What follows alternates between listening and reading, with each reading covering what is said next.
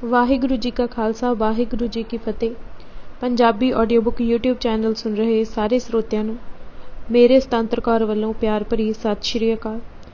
ਅੱਜ ਅਸੀਂ ਤੂਫਾਨਾਂ ਦਾ ਸ਼ਾਹ ਸਵਾਰ ਸ਼ਹੀਦ ਕਰਤਾਰ ਸਿੰਘ ਸਰਾਭਾ ਕਿਤਾਬ ਦਾ ਅਗਲਾ ਭਾਗ ਪੜ੍ਹਨ ਜਾ ਰਹੇ ਹਾਂ। ਪੰਨਾ ਨੰਬਰ 151। ਸਾਹਿਤਕ ਬਿੰਬਾਂ ਅਤੇ ਰੂਪਕਾਂ ਦੀ ਮਹੱਤਤਾ।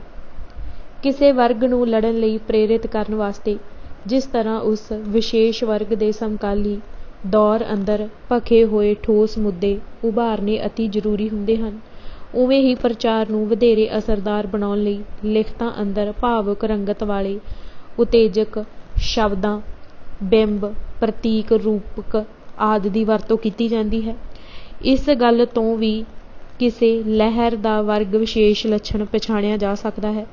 ਜਦੋਂ ਭਾਵੁਕ ਰੰਗਤ ਵਾਲੇ ਉਤੇਜਕ ਸ਼ਬਦ ਵਾਰ-ਵਾਰ ਦੁਹਰਾਏ ਜਾਂਦੇ ਹਨ, ਉਹ ਅਚੇਤਨ ਵਿੱਚੋਂ ਦੱਬੀਆਂ ਇੱਛਾਵਾਂ, ਪ੍ਰਵਿਰਤੀਆਂ ਅਤੇ ਭਾਵਨਾਵਾਂ ਨੂੰ ਅਛੋਪਲੇ ਹੀ ਛੇੜ ਦਿੰਦੇ ਹਨ। ਗਦਰੀਆਂ ਨੇ ਦੱਬੀਆਂ ਸੁੱਤੀਆਂ ਪਈਆਂ ਭਾਵਨਾਵਾਂ ਨੂੰ ਛੇੜਨ ਲਈ ਕਿਹੜੇ ਪ੍ਰਤੀਕਾਂ ਦੀ ਵਰਤੋਂ ਸਭ ਨਾਲੋਂ ਵੱਧ ਕੀਤੀ। ਇਸ ਤੋਂ ਲਹਿਰ ਦਾ ਸਿੱਖ ਪ੍ਰਧਾਨ ਲੱਛਣ ਸਾਫ਼ ਪ੍ਰਗਟ ਹੋ ਜਾਂਦਾ ਹੈ। ਡਾਕਟਰ ਕਾਰਲ ਗੁਸਾਫ ਯੁੰਗ ਅਨੁਸਾਰ ਕਲਾਤਮਿਕ ਬਿੰਬ ਸਮੂਹਿਕ ਅਚੇਤਨ ਅੰਦਰ ਆਦਿਮ ਰੂਪਾਂ ਦੀ ਸੂਰਤ ਵਿੱਚ ਮੌਜੂਦ ਹੁੰਦੇ ਹਨ। ਉੱਥੋਂ ਹੀ ਬਾਹਰ ਨਿਕਲ ਕੇ ਇਹ ਵੱਖ-ਵੱਖ ਰੂਪਾਂ ਵਿੱਚ ਅਭਿਵਿਅਕਤ ਹੁੰਦੇ ਹਨ। ਇਹ ਆਦਿਮ ਰੂਪ ਐਸੇ ਅਚੇਤ ਆਦਿਮ ਬਿੰਬ ਹੁੰਦੇ ਹਨ ਜੋ ਸਾਡੇ ਪਿਤਰਾਂ ਦੇ ਨਸਲੀ ਤਜਰਬੇ ਵਿੱਚ ਬਾਰ-ਬਾਰ ਦੁਹਰਾਏ ਜਾਣ ਕਾਰਨ ਸਾਡੇ ਉਸ ਮਾਨਸਿਕ ਵਿਰਸੇ ਦਾ ਭਾਗ ਬਣ ਗਏ ਹਨ ਜੋ ਸਾਡੇ ਦਿਮਾਗ ਦੀ ਬਣਤਰ ਦਾ ਅੰਗ ਹੋ ਗਏ ਹਨ। ਇਸੇ ਕਾਰਨ ਇਹ ਆਦਿਮ ਰੂਪ ਪੀੜ੍ਹੀਓਂ ਪੀੜ੍ਹੀ ਚੱਲਦੇ ਆਏ ਹਨ। ਇਹ ਮਨੁੱਖ ਦੇ ਕੇਂਦਰੀ ਅਨੁਭਵਾਂ ਦਾ ਮੁੱਢ ਕਦੀਮੀ ਸਰੂਪ ਹਨ ਅਤੇ ਹਰ ਉਸ ਕਲਾਤਮਿਕ ਸਿਰਜਣਾ ਦਾ ਮੂਲਾਧਾਰ ਬਣਦੇ ਹਨ ਜੋ ਭਾਵੁਕ ਮਹੱਤਤਾ ਦੀ ਧਾਰਨੀ ਹੁੰਦੀ ਹੈ। ਇੱਕ ਪਾਸੇ ਇਹ ਕਵੀ ਕਲਾਕਾਰ ਦੇ ਸਮੂਹਿਕ ਅਚੇਤਨ ਦਾ ਭਾਗ ਹੁੰਦੇ ਹਨ ਅਤੇ ਉੱਥੋਂ ਉਸ ਦੀ ਸਿਰਜਣਾ ਵਿੱਚ ਬਿੰਬਾਂ, ਰੂਪਕਾਂ, ਵਿਸ਼ਿਆਂ ਦੇ ਰੂਪ ਵਿੱਚ ਪ੍ਰਗਟ ਹੁੰਦੇ ਹਨ, ਤਾਂ ਦੂਜੇ ਪਾਸੇ ਇਹ ਪਾਠਕ ਦੇ ਵੀ ਸਮੂਹਿਕ ਅਚੇਤਨ ਦਾ ਭਾਗ ਹੋਣ ਕਰਕੇ ਉਸ ਅੰਦਰ ਵੀ ਉਹ ਭਾਵੁਕ ਗਮਕਾਂ ਪੈਦਾ ਕਰਨ ਦੇ ਸਮਰੱਥ ਹੋ ਜਾਂਦੇ ਹਨ ਜੋ ਕਵੀ ਕਲਾਕਾਰ ਦੇ ਮਨ ਵਿੱਚ ਸਿਰਜਣ ਦੇ ਪਲਾਂ ਵਿੱਚ ਸਾਕਾਰ ਹੋਈਆਂ। ਡਾਕਟਰ ਨੇਕੀ ਅਨੁਸਾਰ ਸਾਹਿਤਕ ਪ੍ਰਤੀਕ ਇੱਕ ਪਾਸੇ ਤਾਂ ਸਾਡੇ ਚੇਤਨ ਜੀਵਨ ਨਾਲ ਸੰਬੰਧਿਤ ਹੁੰਦੇ ਹਨ ਅਤੇ ਸਾਡੀ ਨਿੱਤ ਦੀ ਜ਼ਿੰਦਗੀ ਦੇ ਅਨੁਭਵਾਂ ਉੱਪਰ ਆਧਾਰਿਤ ਹੁੰਦੇ ਹਨ, ਦੂਜੇ ਪਾਸੇ ਇਹਨਾਂ ਦਾ ਪ੍ਰਬਲ ਵਿਸਤਾਰ ਸਾਡੇ ਚੇਤਨ ਦੀਆਂ ਡੂੰਘਾਣਾਂ ਅੰਦਰ ਹੁੰਦਾ ਹੈ।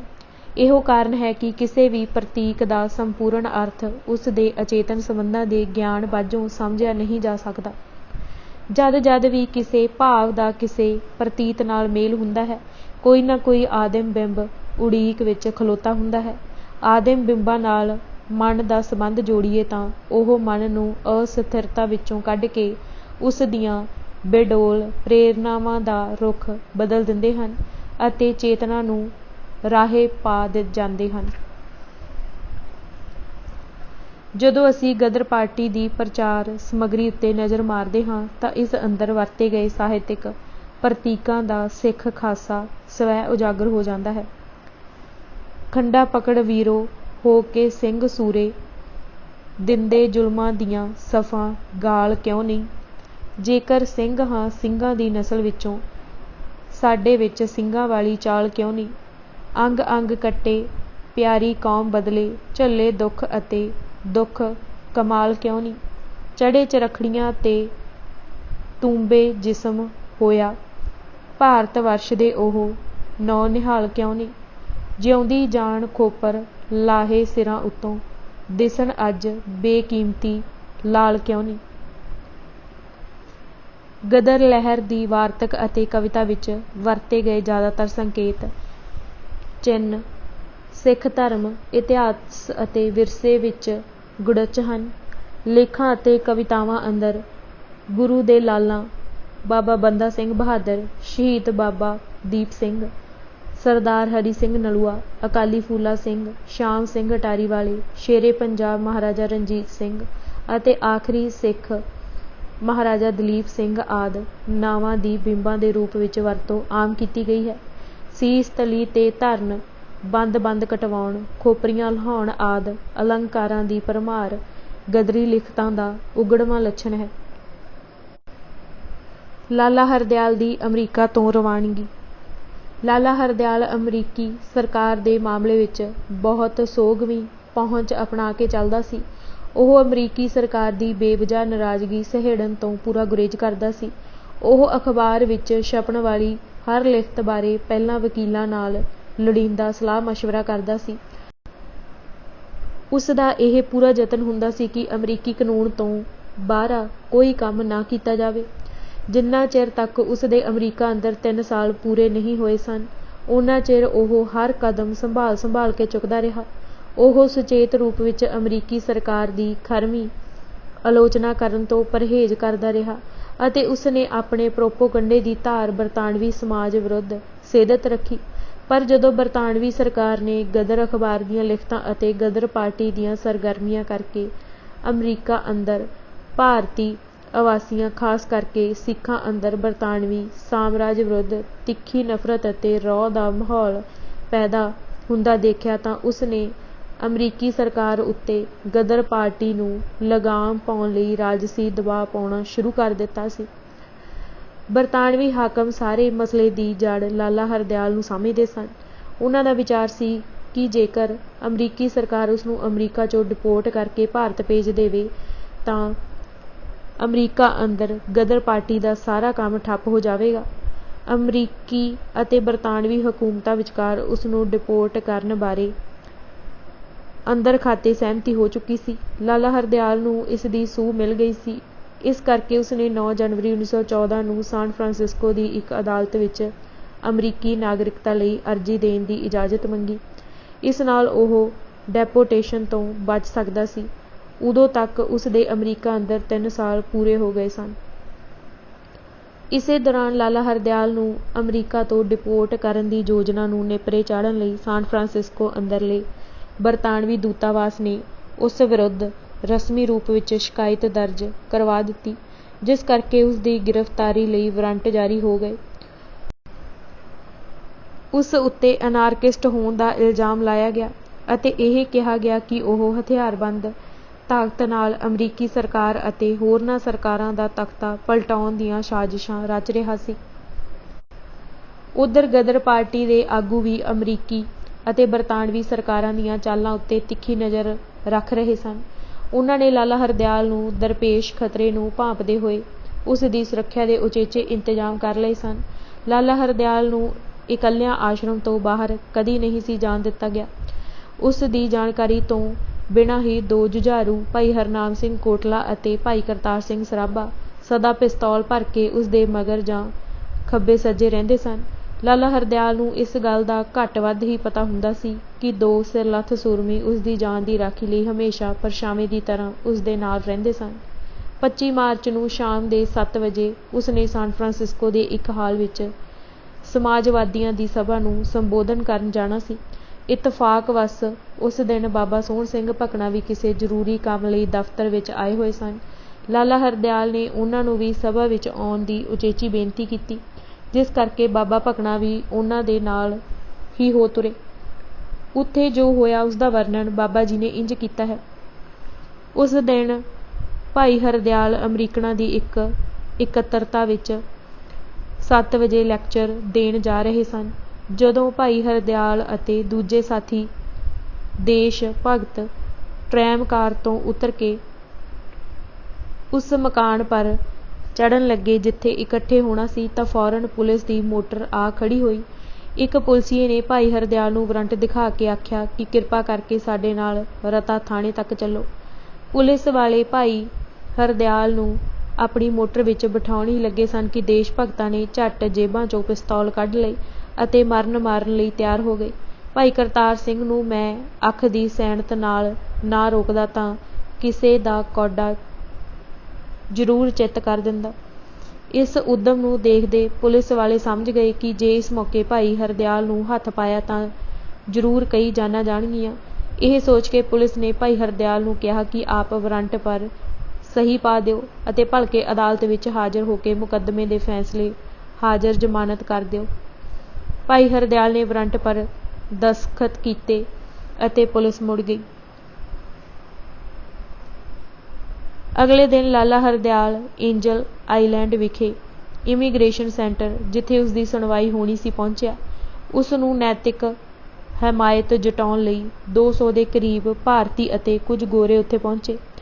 3 ਘੰਟੇ ਉਸ ਦੀ ਤਫਤੀਸ਼ ਹੁੰਦੀ ਰਹੀ। ਉਸ ਨੂੰ ਵਕੀਲ ਕਰਨ ਦੀ ਆਗਿਆ ਨਾ ਦਿੱਤੀ ਗਈ।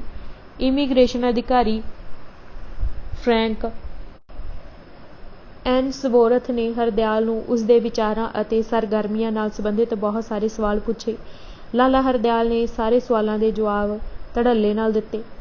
ਉਸ ਨੇ ਕਿਹਾ, ਬਰਤਾਨਵੀ ਸਾਮਰਾਜ ਆਇਰਲੈਂਡ, ਭਾਰਤ ਅਤੇ ਮਿਸਰ ਦੇ ਲੱਖਾਂਖੂ ਲੋਕਾਂ ਦਾ ਖੂਨ ਚੂਸ ਰਿਹਾ ਹੈ। ਉਸ ਨੇ ਅਨਾਰਕਿਸਟ ਅਤੇ ਹਿੰਸਾ ਦਾ ਹਮਾਇਤੀ ਹੋਣ ਤੋਂ ਇਨਕਾਰ ਕਰਦਿਆਂ ਕਿਹਾ ਕਿ ਉਹ ਪ੍ਰਚਾਰ ਦੇ ਜ਼ਰੀਏ ਲੋਕਾਂ ਨੂੰ ਜਾਗਰੂਕ ਕਰਨ ਦਾ ਹਾਮੀ ਹੈ। ਜਦੋਂ ਉਸ ਨੂੰ ਇਹ ਕਿਹਾ ਗਿਆ ਕਿ ਤੂੰ ਬਰਤਾਨਵੀ ਸਰਕਾਰ ਨੂੰ ਉਲਟਾਉਣ ਲਈ ਅਮਰੀਕਾ ਅਤੇ ਸਾਨ ਫਰਾਂਸਿਸਕੋ ਨੂੰ ਅੱਡਾ ਬਣਾਇਆ ਹੋਇਆ ਹੈ, ਤਾਂ ਉਸ ਨੇ ਠੋਕ ਵਜਾ ਕੇ ਉੱਤਰ ਦਿੱਤਾ, ਹਾਂ, ਇਸੇ ਮੰਤਵ ਲਈ ਮੈਂ ਇੱਥੇ ਹਾਂ। ਜੇ ਮੈਂ ਇਹ ਕੰਮ ਇੱਥੇ ਰਹਿ ਕੇ ਨਾ ਕਰ ਸਕਿਆ ਤਾਂ ਮੈਂ ਕਿਸੇ ਹੋਰ ਦੇਸ਼ ਨੂੰ ਚਲਾ ਜਾਵਾਂਗਾ। ਉਸ ਨੇ ਰੋਸ ਜ਼ਾਹਿਰ ਕਰਦਿਆਂ ਅਮਰੀਕੀ ਸਰਕਾਰ ਉੱਤੇ ਇਹ ਇਲਜ਼ਾਮ ਲਾਇਆ ਕਿ ਉਹ ਇਸ ਵੇਲੇ ਘਿਰਣਤ ਬਰਤਾਨੀਆ ਦੇ ਹੇਠਾਂ ਲੱਗ ਗਈ ਹੈ, ਜਿਸ ਕਰਕੇ ਮੇਰੀ ਗ੍ਰਿਫਤਾਰੀ ਹੋਈ। ਡੈਮੋਕ੍ਰੇਟਿਕ ਪ੍ਰਸ਼ਾਸਨ ਇੰਗਲੈਂਡ ਦੀਆਂ ਜੁੱਤੀਆਂ ਚੱਟ ਰਿਹਾ ਹੈ। 2 ਦਿਨਾਂ ਬਾਅਦ ਉਸ ਨੂੰ $1000 ਦੀ ਨਕਦ ਜ਼ਮਾਨਤ ਲੈ ਕੇ ਛੱਡ ਦਿੱਤਾ ਗਿਆ। ਪਰ ਲਾਲਾ ਹਰਦਿਆਲ ਦੇ ਕਈ ਅਮਰੀਕਨ ਮਿੱਤਰਾਂ ਨੇ ਅਮਰੀਕਾ ਸਰਕਾਰ ਉੱਤੇ ਬਰਤਾਨਵੀ ਸਰਕਾਰ ਦੇ ਵੱਧਦੇ ਪ੍ਰਭਾਵਾਂ ਨੂੰ ਦੇਖਦੇ ਇਹ ਸਲਾਹ ਦਿੱਤੀ ਕਿ ਉਸ ਦਾ ਹੁਣ ਅਮਰੀਕਾ ਵਿੱਚ ਰਹਿਣਾ ਖਤਰੇ ਤੋਂ ਖਾਲੀ ਨਹੀਂ। ਬਾਬਾ ਭਕਨਾ ਜੀ ਦੇ ਮੁਤਾਬਿਕ ਲਾਲਾ ਹਰਦਿਆਲ ਨੇ ਇਹ ਮਾਮਲਾ ਗਦਰ ਪਾਰਟੀ ਦੀ ਮੋਹਰੀ ਕਮੇਟੀ ਅੱਗੇ ਪੇਸ਼ ਕੀਤਾ ਅਤੇ ਸਾਰੇ ਪਹਿਲੂ ਵਿਚਾਰਨ ਤੋਂ ਬਾਅਦ ਕਮੇਟੀ ਨੇ ਵੀ ਲਾਲਾ ਜੀ ਨੂੰ ਅਮਰੀਕਾ ਤੋਂ ਬਚ ਕੇ ਕੱਢ ਦੇਣਾ ਹੀ ਯੋਗ ਸਮਝਿਆ। ਪਾਰਟੀ ਨੇ ਉਸ ਦੇ ਸਫ਼ਰ ਦੇ ਖਰਚ ਅਤੇ ਜ਼ਰੂਰੀ ਸਮਾਨ ਦਾ ਪੂਰਾ ਪ੍ਰਬੰਧ ਕਰ ਦਿੱਤਾ ਅਤੇ ਨਕਦ ਡਾਲਰ ਵੀ ਕਾਫੀ ਦੇ ਦਿੱਤੇ। ਜ਼ਮਾਨਤ ਵਾਲਾ $1000 ਵੀ ਅਦਾਲਤ ਵਿੱਚ ਹੀ ਛੱਡ ਦਿੱਤਾ। ਸੋ ਇਸ ਤਰ੍ਹਾਂ ਪਾਰਟੀ ਨੇ ਲਾਲਾ ਹਰਦਿਆਲ ਨੂੰ ਸੰਪੂਰਨ ਸੁਰੱਖਿਆ ਦੇ ਨਾਲ ਅਮਰੀਕਾ ਤੋਂ ਸਵਿਟਜ਼ਰਲੈਂਡ ਘੱਲ ਦਿੱਤਾ। ਜਾਣ ਲੱਗਿਆਂ ਉਸ ਨੇ ਬਾਬਾ ਭਕਨਾ ਜੀ ਨੂੰ ਇਹ ਜ਼ਰੂਰੀ ਤਾਕੀਦ ਕਰ ਦਿੱਤੀ ਕਿ ਰਾਮ ਚੰਦਰ ਜੋ ਆਸ਼ਰਮ ਵਿੱਚ ਰਹਿੰਦਾ ਏ, ਤਿਆਗੀ ਬੰਦਾ ਨਹੀਂ ਹੈ। ਆਪ ਨੇ ਉਸ ਦਾ ਖਿਆਲ ਰੱਖਣਾ। ਇਸ ਤਰ੍ਹਾਂ ਲਾਲਾ ਹਰਦਿਆਲ ਨੇ ਨਵੰਬਰ ਦੇ ਸ਼ੁਰੂ ਤੋਂ ਲੈ ਕੇ ਮਾਰਚ ਦੇ ਅੰਤ ਤੱਕ ਤਕਰੀਬਨ 5 ਮਹੀਨੇ ਦਫ਼ਤਰ ਵਿੱਚ ਰਹਿ ਕੇ ਅਖਬਾਰ ਦਾ ਕੰਮ ਕੀਤਾ। ਵਿੱਚ ਉਹ ਵੱਖ-ਵੱਖ ਥਾਵਾਂ 'ਤੇ ਜਾ ਕੇ ਪਾਰਟੀ ਦੀਆਂ ਸਭਾਵਾਂ ਨੂੰ ਵੀ ਸੰਬੋਧਨ ਕਰਦਾ ਰਿਹਾ। ਇਹਨਾਂ 5 ਮਹੀਨਿਆਂ ਦੌਰਾਨ ਉਸ ਨੇ ਪੂਰੀ ਤਨਦੇਹੀ ਅਤੇ ਗਰਮਜੋਸ਼ੀ ਨਾਲ ਕੰਮ ਕੀਤਾ। ਉਸ ਦੇ ਲੇਖਾਂ ਅਤੇ ਭਾਸ਼ਣਾਂ ਨੇ ਭਾਰਤੀ ਵਾਸੀਆਂ ਨੂੰ ਰਾਜਸੀ ਤਾ ਚਾੜ੍ਹਿਆ। ਉਸ ਨੇ ਦਫ਼ਤਰ ਵਿੱਚ ਦੂਸਰੇ ਵਰਕਰਾਂ ਵਾਂਗੂ ਬਹੁਤ ਹੀ ਸਾਦਾ ਅਤੇ ਸੰਜਮੀ ਜੀਵਨ ਬਤੀਤ ਕੀਤਾ। ਇਸ ਦੌਰਾਨ ਪਾਰਟੀ ਦੇ ਵਰਕਰਾਂ ਅਤੇ ਆਗੂਆਂ ਵੱਲੋਂ ਉਸ ਨੂੰ ਪੂਰਾ ਮਾਣ ਸਤਿਕਾਰ ਦਿੱਤਾ ਗਿਆ। ਪਰ ਅਮਰੀਕਾ ਤੋਂ ਵਿਦਾ ਹੋ ਜਾਣ ਬਾਅਦ ਉਸ ਨੇ ਪਾਰਟੀ ਤੋਂ ਪੂਰੀ ਤਰ੍ਹਾਂ ਮੂੰਹ ਮੋੜ ਲਿਆ। ਉਸ ਨੇ ਪਾਰਟੀ ਨਾਲ ਸੰਪਰਕ ਕਰਨ ਦਾ ਕੋਈ ਯਤਨ ਨਾ ਕੀਤਾ। ਥੋੜ੍ਹੇ ਹੀ ਚਿਰ ਬਾਅਦ ਉਸ ਦੇ ਵਿਚਾਰਾਂ ਵਿੱਚ ਵੱਡਾ ਪਲਟਾ ਆ ਗਿਆ। ਉਸ ਨੇ ਬਰਤਾਨਵੀ ਸਾਮਰਾਜ ਦਾ ਵਿਰੋਧ ਛੱਡ ਕੇ ਉਸ ਦੀ ਪ੍ਰਸ਼ੰਸਾ ਕਰਨੀ ਸ਼ੁਰੂ ਕਰ ਦਿੱਤੀ। ਉਸ ਨੇ ਧਰਮ ਨਿਰਪੱਖਤਾ ਦਾ ਮੁਖੌਟਾ ਲਾਹ ਦਿੱਤਾ ਅਤੇ ਹਿੰਦੂ ਕੱਟੜਵਾਦ ਵਿਚਾਰਧਾਰਾ ਦਾ ਨਿਰਲੱਜ ਹਮਾਇਤੀ ਬਣ ਗਿਆ। ਸਰਾਭਾ ਜਥੇਬੰਦੀ ਦੀ ਉਸਾਰੀ ਵਿੱਚ ਜੁਟਿਆ। 15 ਫਰਵਰੀ 1914 ਨੂੰ ਭਾਈ ਕਰਤਾਰ ਸਿੰਘ ਸਰਾਭਾ ਅਤੇ ਬਾਬਾ ਜਵਾਲਾ ਸਿੰਘ ਹੁਰਾਂ ਨੇ ਸਟਾਕਟਨ ਵਿਖੇ ਭਾਰੀ ਰਾਜਸੀ ਕਾਨਫਰੰਸ ਰੱਖੀ। ਅਖਬਾਰ ਵਿੱਚ ਇਸ਼ਤਿਹਾਰ ਰਾਹੀਂ ਸਾਰੇ ਅਮਰੀਕਾ ਵਿੱਚੋਂ ਦੇਸ਼ ਭਗਤਾਂ ਨੂੰ ਇਸ ਵਿੱਚ ਸ਼ਾਮਿਲ ਹੋਣ ਦੀ ਬੇਨਤੀ ਕੀਤੀ ਗਈ। ਓਰੇਗਨ ਰਿਆਸਤ ਦੇ ਸਾਰੇ ਭਾਰਤੀਆਂ ਨੇ ਬਾਬਾ ਸੋਹਣ ਸਿੰਘ ਭਕਨਾ ਅਤੇ ਭਾਈ ਕੇਸਰ ਸਿੰਘ ਠੱਠਗੜ੍ਹ ਨੂੰ ਕਾਨਫਰੰਸ ਵਿੱਚ ਸ਼ਾਮਿਲ ਹੋਣ ਲਈ ਆਪਣੇ ਨੁਮਾਇੰਦੇ ਚੁਣਿਆ। ਅਸਟੋਰੀਆ ਤੋਂ ਭਾਈ ਗਾਂਧਾ ਸਿੰਘ ਉਰਫ ਭਗਤ ਸਿੰਘ ਅਤੇ ਮੁਨਸ਼ੀ ਰਾਮ ਅਤੇ ਇੱਕ ਹੋਰ ਦੇਸ਼ ਭਗਤ ਆਪਣੀ ਖੁਸ਼ੀ ਨਾਲ ਹੀ ਕਾਨਫਰੰਸ ਵਿੱਚ ਸ਼ਾਮਿਲ ਹੋਣ ਲਈ ਤਿਆਰ ਹੋ ਗਏ। ਇਹ 5 ਆਗੂ ਸਾਨ ਫਰਾਂਸਿਸਕੋ ਹੁੰਦੇ ਹੋਏ ਸਟਾਕਟਨ ਪਹੁੰਚੇ। ਉੱਥੇ ਉਨ੍ਹਾਂ ਦੀ ਮੁਲਾਕਾਤ ਸਟਾਕਟਨ ਦੇ ਗੁਰਦੁਆਰੇ ਦੀ ਕਮੇਟੀ ਦੇ ਅਹੁਦੇਦਾਰਾਂ ਨਾਲ ਹੋਈ। ਇੱਥੇ ਆ ਕੇ ਬਾਬਾ ਭਕਨਾ ਨੂੰ ਓਰੇਗਨ ਸਟੇਟ ਦੀ ਤੁਲਨਾ ਵਿੱਚ ਕੈਲੀਫੋਰਨੀਆ ਅੰਦਰ ਜਥੇਬੰਦੀ ਦਾ ਕੰਮ ਕੁਝ ਢਿੱਲਾ ਜਾਪਿਆ। ਇੱਥੇ ਓਰੇਗਨ ਵਾਂਗੂ ਵੱਖ-ਵੱਖ ਥਾਵਾਂ 'ਤੇ ਪਾਰਟੀ ਦੀਆਂ ਬ੍ਰਾਂਚਾਂ ਸਥਾਪਿਤ ਨਹੀਂ ਹੋਈਆਂ ਸਨ। ਇਸ ਦਾ ਵੱਡਾ ਕਾਰਨ ਇਹ ਸੀ ਕਿ ਇੱਥੇ ਖੇਤਾਂ ਵਿੱਚ ਕੰਮ ਕਰਨ ਵਾਲੇ ਭਾਰਤੀ ਓਰੇਗਨ ਵਾਂਗੂ ਇੱਕ ਥਾਂ ਇਕੱਠੇ ਨਹੀਂ ਰਹਿੰਦੇ ਸਨ। ਉਹ ਦੂਰ-ਦੂਰ ਫਾਰਮਾਂ ਵਿੱਚ ਰਹਿੰਦੇ ਸਨ। ਇਸ ਕਰਕੇ ਖਿੰਡੇ ਬਿਖਰੇ ਹੋਣ ਕਰਕੇ ਇੱਥੇ ਜਥੇਬੰਦੀ ਬਣਾਉਣੀ ਜ਼ਿਆਦਾ ਮੁਸ਼ਕਿਲ ਸੀ। ਇਹ ਹਾਲਤ ਦੇਖ ਕੇ ਬਾਬਾ ਭਕਨਾ ਜੀ ਨੇ ਓਰੇਗਨ ਮੁੜ ਜਾਣ ਦੀ ਥਾਂ ਇੱਥੇ ਰਹਿ ਕੇ ਜਥੇਬੰਦੀ ਨੂੰ ਮਜ਼ਬੂਤ ਕਰਨ ਦਾ ਨਿਰਣਾ ਕੀਤਾ। ਇਸ ਕੰਮ ਵਾਸਤੇ ਉਹਨਾਂ ਨੇ ਭਾਈ ਕਰਤਾਰ ਸਿੰਘ ਸਰਾਭਾ ਅਤੇ ਭਾਈ ਗਾਦਾ ਸਿੰਘ ਨੂੰ ਆਪਣੇ ਨਾਲ ਰਲਾ ਲਿਆ। ਇਹ ਦੋਨੋਂ ਪਹਿਲਾਂ ਕੈਲੀਫੋਰਨੀਆ ਵਿੱਚ ਹੀ ਖੇਤਾਂ ਅੰਦਰ ਕੰਮ ਕਰਦੇ ਰਹੇ ਸਨ। ਇਸ ਕਰਕੇ ਇਹਨਾਂ ਨੂੰ ਪੰਜਾਬੀ ਕਿਸਾਨਾਂ ਦੇ ਟਿਕਾਣਿਆਂ ਦੀ ਕਾਫੀ ਜਾਣਕਾਰੀ ਸੀ। ਕੁਝ ਸਮੇਂ ਪਿੱਛੋਂ ਭਾਈ ਕਰਤਾਰ ਸਿੰਘ ਲਤਾਲਾ ਉਰਫ ਦੁੱਕੀ ਵੀ ਉਹਨਾਂ ਨਾਲ ਆ ਕੇ ਰਲ ਗਿਆ ਸੀ। ਇਹਨਾਂ ਸਰਗਰਮੀਆਂ ਨੇ ਫਾਰਮਾਂ ਅੰਦਰ ਖਿੰਡੇ ਬਿਖਰੇ ਪੰਜਾਬੀ ਕਿਸਾਨਾਂ ਅਤੇ ਮਜ਼ਦੂਰਾਂ ਨੂੰ ਜਥੇਬੰਦੀ ਦੇ ਧਾਗੇ ਵਿੱਚ ਪਰੋਣ ਲਈ ਦਿਨ ਰਾਤ ਇੱਕ ਕਰ ਦਿੱਤਾ ਸੀ। ਇਸ ਬਾਰੇ ਬਾਬਾ ਸੋਹਣ ਸਿੰਘ ਭਕਨਾ ਦੇ ਹੇਠ ਲਿਖੇ ਵਰਣਨ ਤੋਂ ਉਹਨਾਂ ਦੀ ਕੰਮ ਕਰਨ ਦੀ ਲਗਨ, ਜੋਸ਼ ਅਤੇ ਜਜ਼ਬੇ ਦੀ ਤਸਵੀਰ ਪੂਰੀ ਤਰ੍ਹਾਂ ਉਘੜ ਆਉਂਦੀ ਹੈ। ਬਾਬਾ ਜੀ ਨੇ ਲਿਖਿਆ ਹੈ, ਅਸੀਂ ਸਵੇਰ ਤੋਂ ਸ਼ਾਮ ਤੱਕ ਬਰਾਬਰ ਚੱਕਰ ਕੱਢਦੇ ਫਿਰਦੇ ਅਤੇ ਹਿੰਦੀਆਂ ਪਾਸ ਜਾ ਕੇ ਮਿਲਦੇ ਅਤੇ ਉਹਨਾਂ ਨੂੰ ਬਕਾਇਦਾ ਜਥੇਬੰਦ ਕਰਦੇ। ਅਸੀਂ ਆਪਣੀ ਧੁਨ ਵਿੱਚ ਮਗਨ ਸਾਰਾ ਦਿਨ ਟੁਰੇ ਰਹਿੰਦੇ ਸਾਂ ਪੈਦਲ। ਜਦ ਕਦੀ ਸਾਡੇ ਕੱਪੜੇ ਵਧੇਰੇ ਖਰਾਬ ਹੋ ਜਾਂਦੇ ਸਨ ਤਾਂ ਇੱਕ ਅੱਧਾ ਦਿਨ ਵਿਸ਼ਰਾਮ ਕਰਨ ਦੀ ਲੋੜ ਹੁੰਦੀ ਸੀ ਤਾਂ ਭਾਈ ਵਿਸਾਖਾ ਸਿੰਘ ਜੀ ਅਤੇ ਭਾਈ ਜਵਾਲਾ ਸਿੰਘ ਜੀ ਦੇ ਘਰ ਆ ਕੇ ਟਿਕਦੇ ਹੁੰਦੇ ਸਾਂ ਅਤੇ ਉੱਥੇ ਹੀ ਕੱਪੜੇ ਸਾਫ਼ ਕੀਤੇ ਕਰਦੇ ਸਾਂ, ਕਿਉਂਕਿ ਜੋ ਇਹਨਾਂ ਗੁਰਮੁਖਾਂ ਦੇ ਘਰ ਦੇਸ਼ ਭਗਤ ਦੇ ਸੁਖਧਾਮ ਸਨ।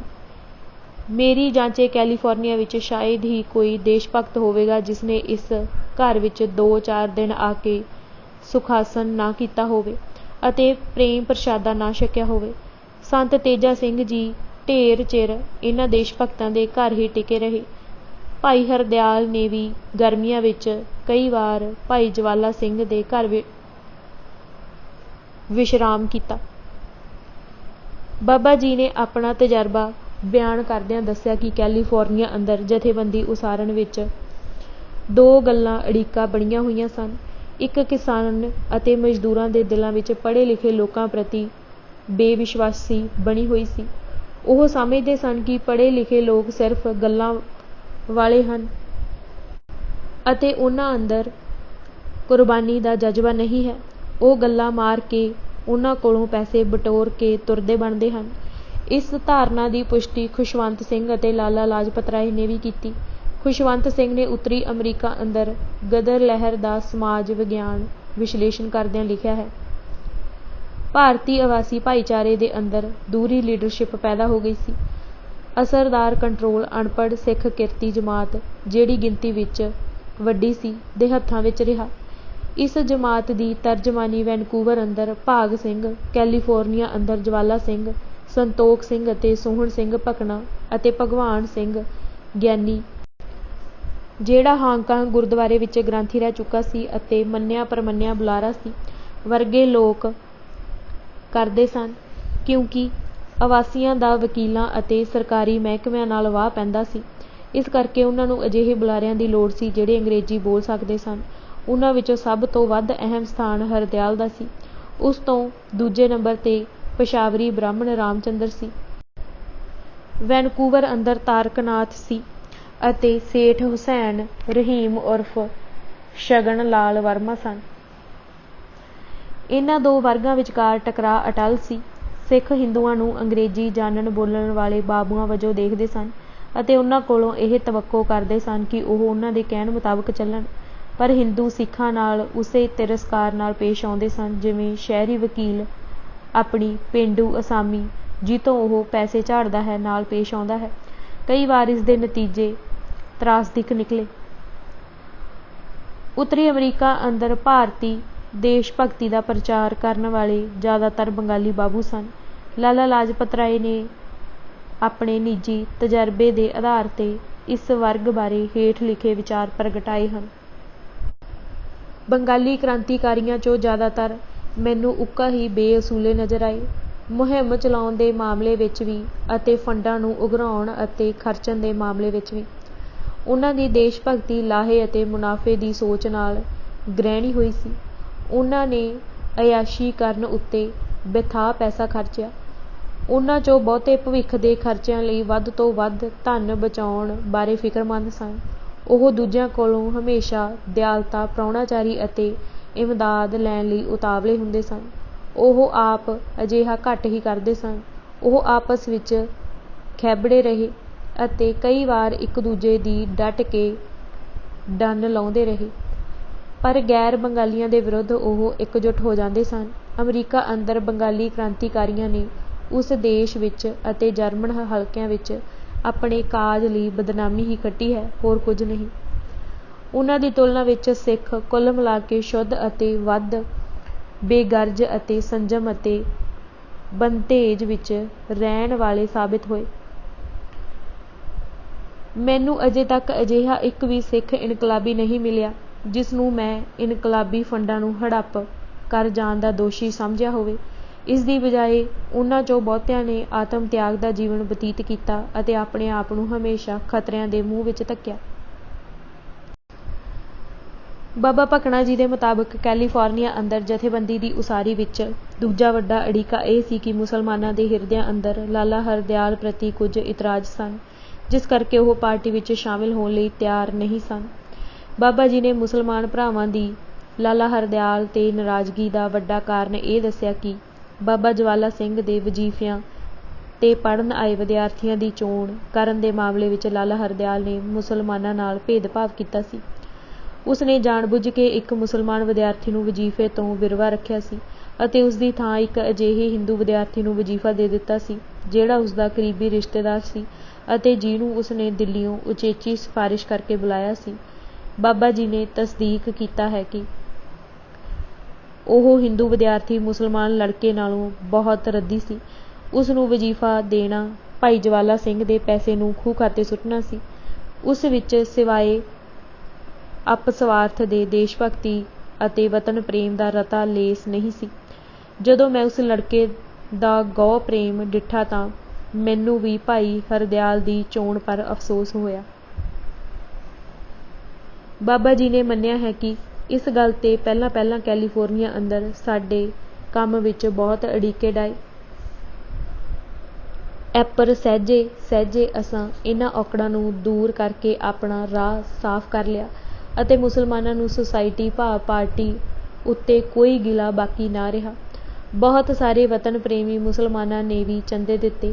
ਇਹ ਵੱਖਰੀ ਗੱਲ ਹੈ ਕਿ ਅਮਰੀਕਾ ਦੇ ਹਿੰਦੀ ਮੁਸਲਮਾਨ ਆਮ ਤੌਰ 'ਤੇ ਸੁਸਾਇਟੀ ਵਿੱਚ ਸ਼ਾਮਿਲ ਨਹੀਂ ਹੋਏ। ਬਾਬਾ ਜੀ ਦੇ ਉਪਰੋਕਤ ਵਰਣਨ ਤੋਂ ਇਹ ਵਾਜਿਬ ਸਵਾਲ ਖੜਾ ਹੁੰਦਾ ਹੈ ਕਿ ਜੇਕਰ ਉਹਨਾਂ ਵੱਲੋਂ ਵਜ਼ੀਫਾ ਕਾਂਡ ਬਾਰੇ ਸਪਸ਼ਟੀਕਰਨ ਦੇਣ ਉਪਰੰਤ ਮੁਸਲਮਾਨਾਂ ਨੂੰ ਗਦਰ ਪਾਰਟੀ ਉੱਤੇ ਕੋਈ ਗਿਲਾ ਬਾਕੀ ਨਹੀਂ ਰਹਿ ਗਿਆ ਸੀ ਤਾਂ ਇਸ ਦੇ ਬਾਵਜੂਦ ਉਹ ਪਾਰਟੀ ਵਿੱਚ ਸ਼ਾਮਿਲ ਹੋਣ ਲਈ ਤਿਆਰ ਕਿਉਂ ਨਾ ਹੋਏ। ਇਸ ਦਾ ਮਤਲਬ ਹੈ ਕਿ ਉਹਨਾਂ ਨੂੰ ਪਾਰਟੀ ਤੋਂ ਦੂਰ ਰੱਖਣ ਵਾਲੇ ਕੁਝ ਹੋਰ ਕਾਰਨ ਵੀ ਸਨ। ਇਹ ਕਾਰਨ ਜਾਣਨੇ ਬਹੁਤ ਮੁਸ਼ਕਿਲ ਨਹੀਂ ਹਨ। ਗਦਰੀ ਆਗੂ ਇਸ ਤੱਥ ਤੋਂ ਅਣਜਾਣ ਸਨ ਕਿ ਬੰਗਾਲ ਵਿੱਚ ਹਿੰਦੂ ਸਮਾਜ ਅੰਦਰ ਜਿਹੜੀ ਕ੍ਰਾਂਤੀਕਾਰੀ ਲਹਿਰ ਅਤੇ ਭਾਵਨਾ ਪ੍ਰਗਟ ਹੋ ਰਹੀ ਸੀ, ਉਹ ਆਪਣੇ ਮੂਲ ਖਾਸੇ ਅਤੇ ਰੁੱਖ ਪੱਖੋਂ ਉਗੜਵੇਂ ਰੂਪ ਵਿੱਚ ਮੁਸਲਮਾਨ ਵਿਰੋਧੀ ਸੀ। ਬੰਗਾਲੀ ਹਿੰਦੂ ਕ੍ਰਾਂਤੀਕਾਰੀਆਂ ਵੱਲੋਂ ਅਪਣਾਏ ਅਤੇ ਮਕਬੂਲ ਕੀਤੇ ਗਏ ਚਿੰਨ੍ਹ ਜਿਵੇਂ ਭਾਰਤ ਮਾਤਾ, ਵੰਦੇ ਮਾਤਰਮ ਅਤੇ ਯੁਗਾਂਤਰ ਆਦਿ ਮੁਸਲਮਾਨਾਂ ਦੇ ਮੂਲ ਧਾਰਮਿਕ ਅਕੀਦਿਆਂ ਅਤੇ ਭਾਵਨਾਵਾਂ ਨੂੰ ਠੇਸ ਪਹੁੰਚਾਉਂਦੇ ਸਨ।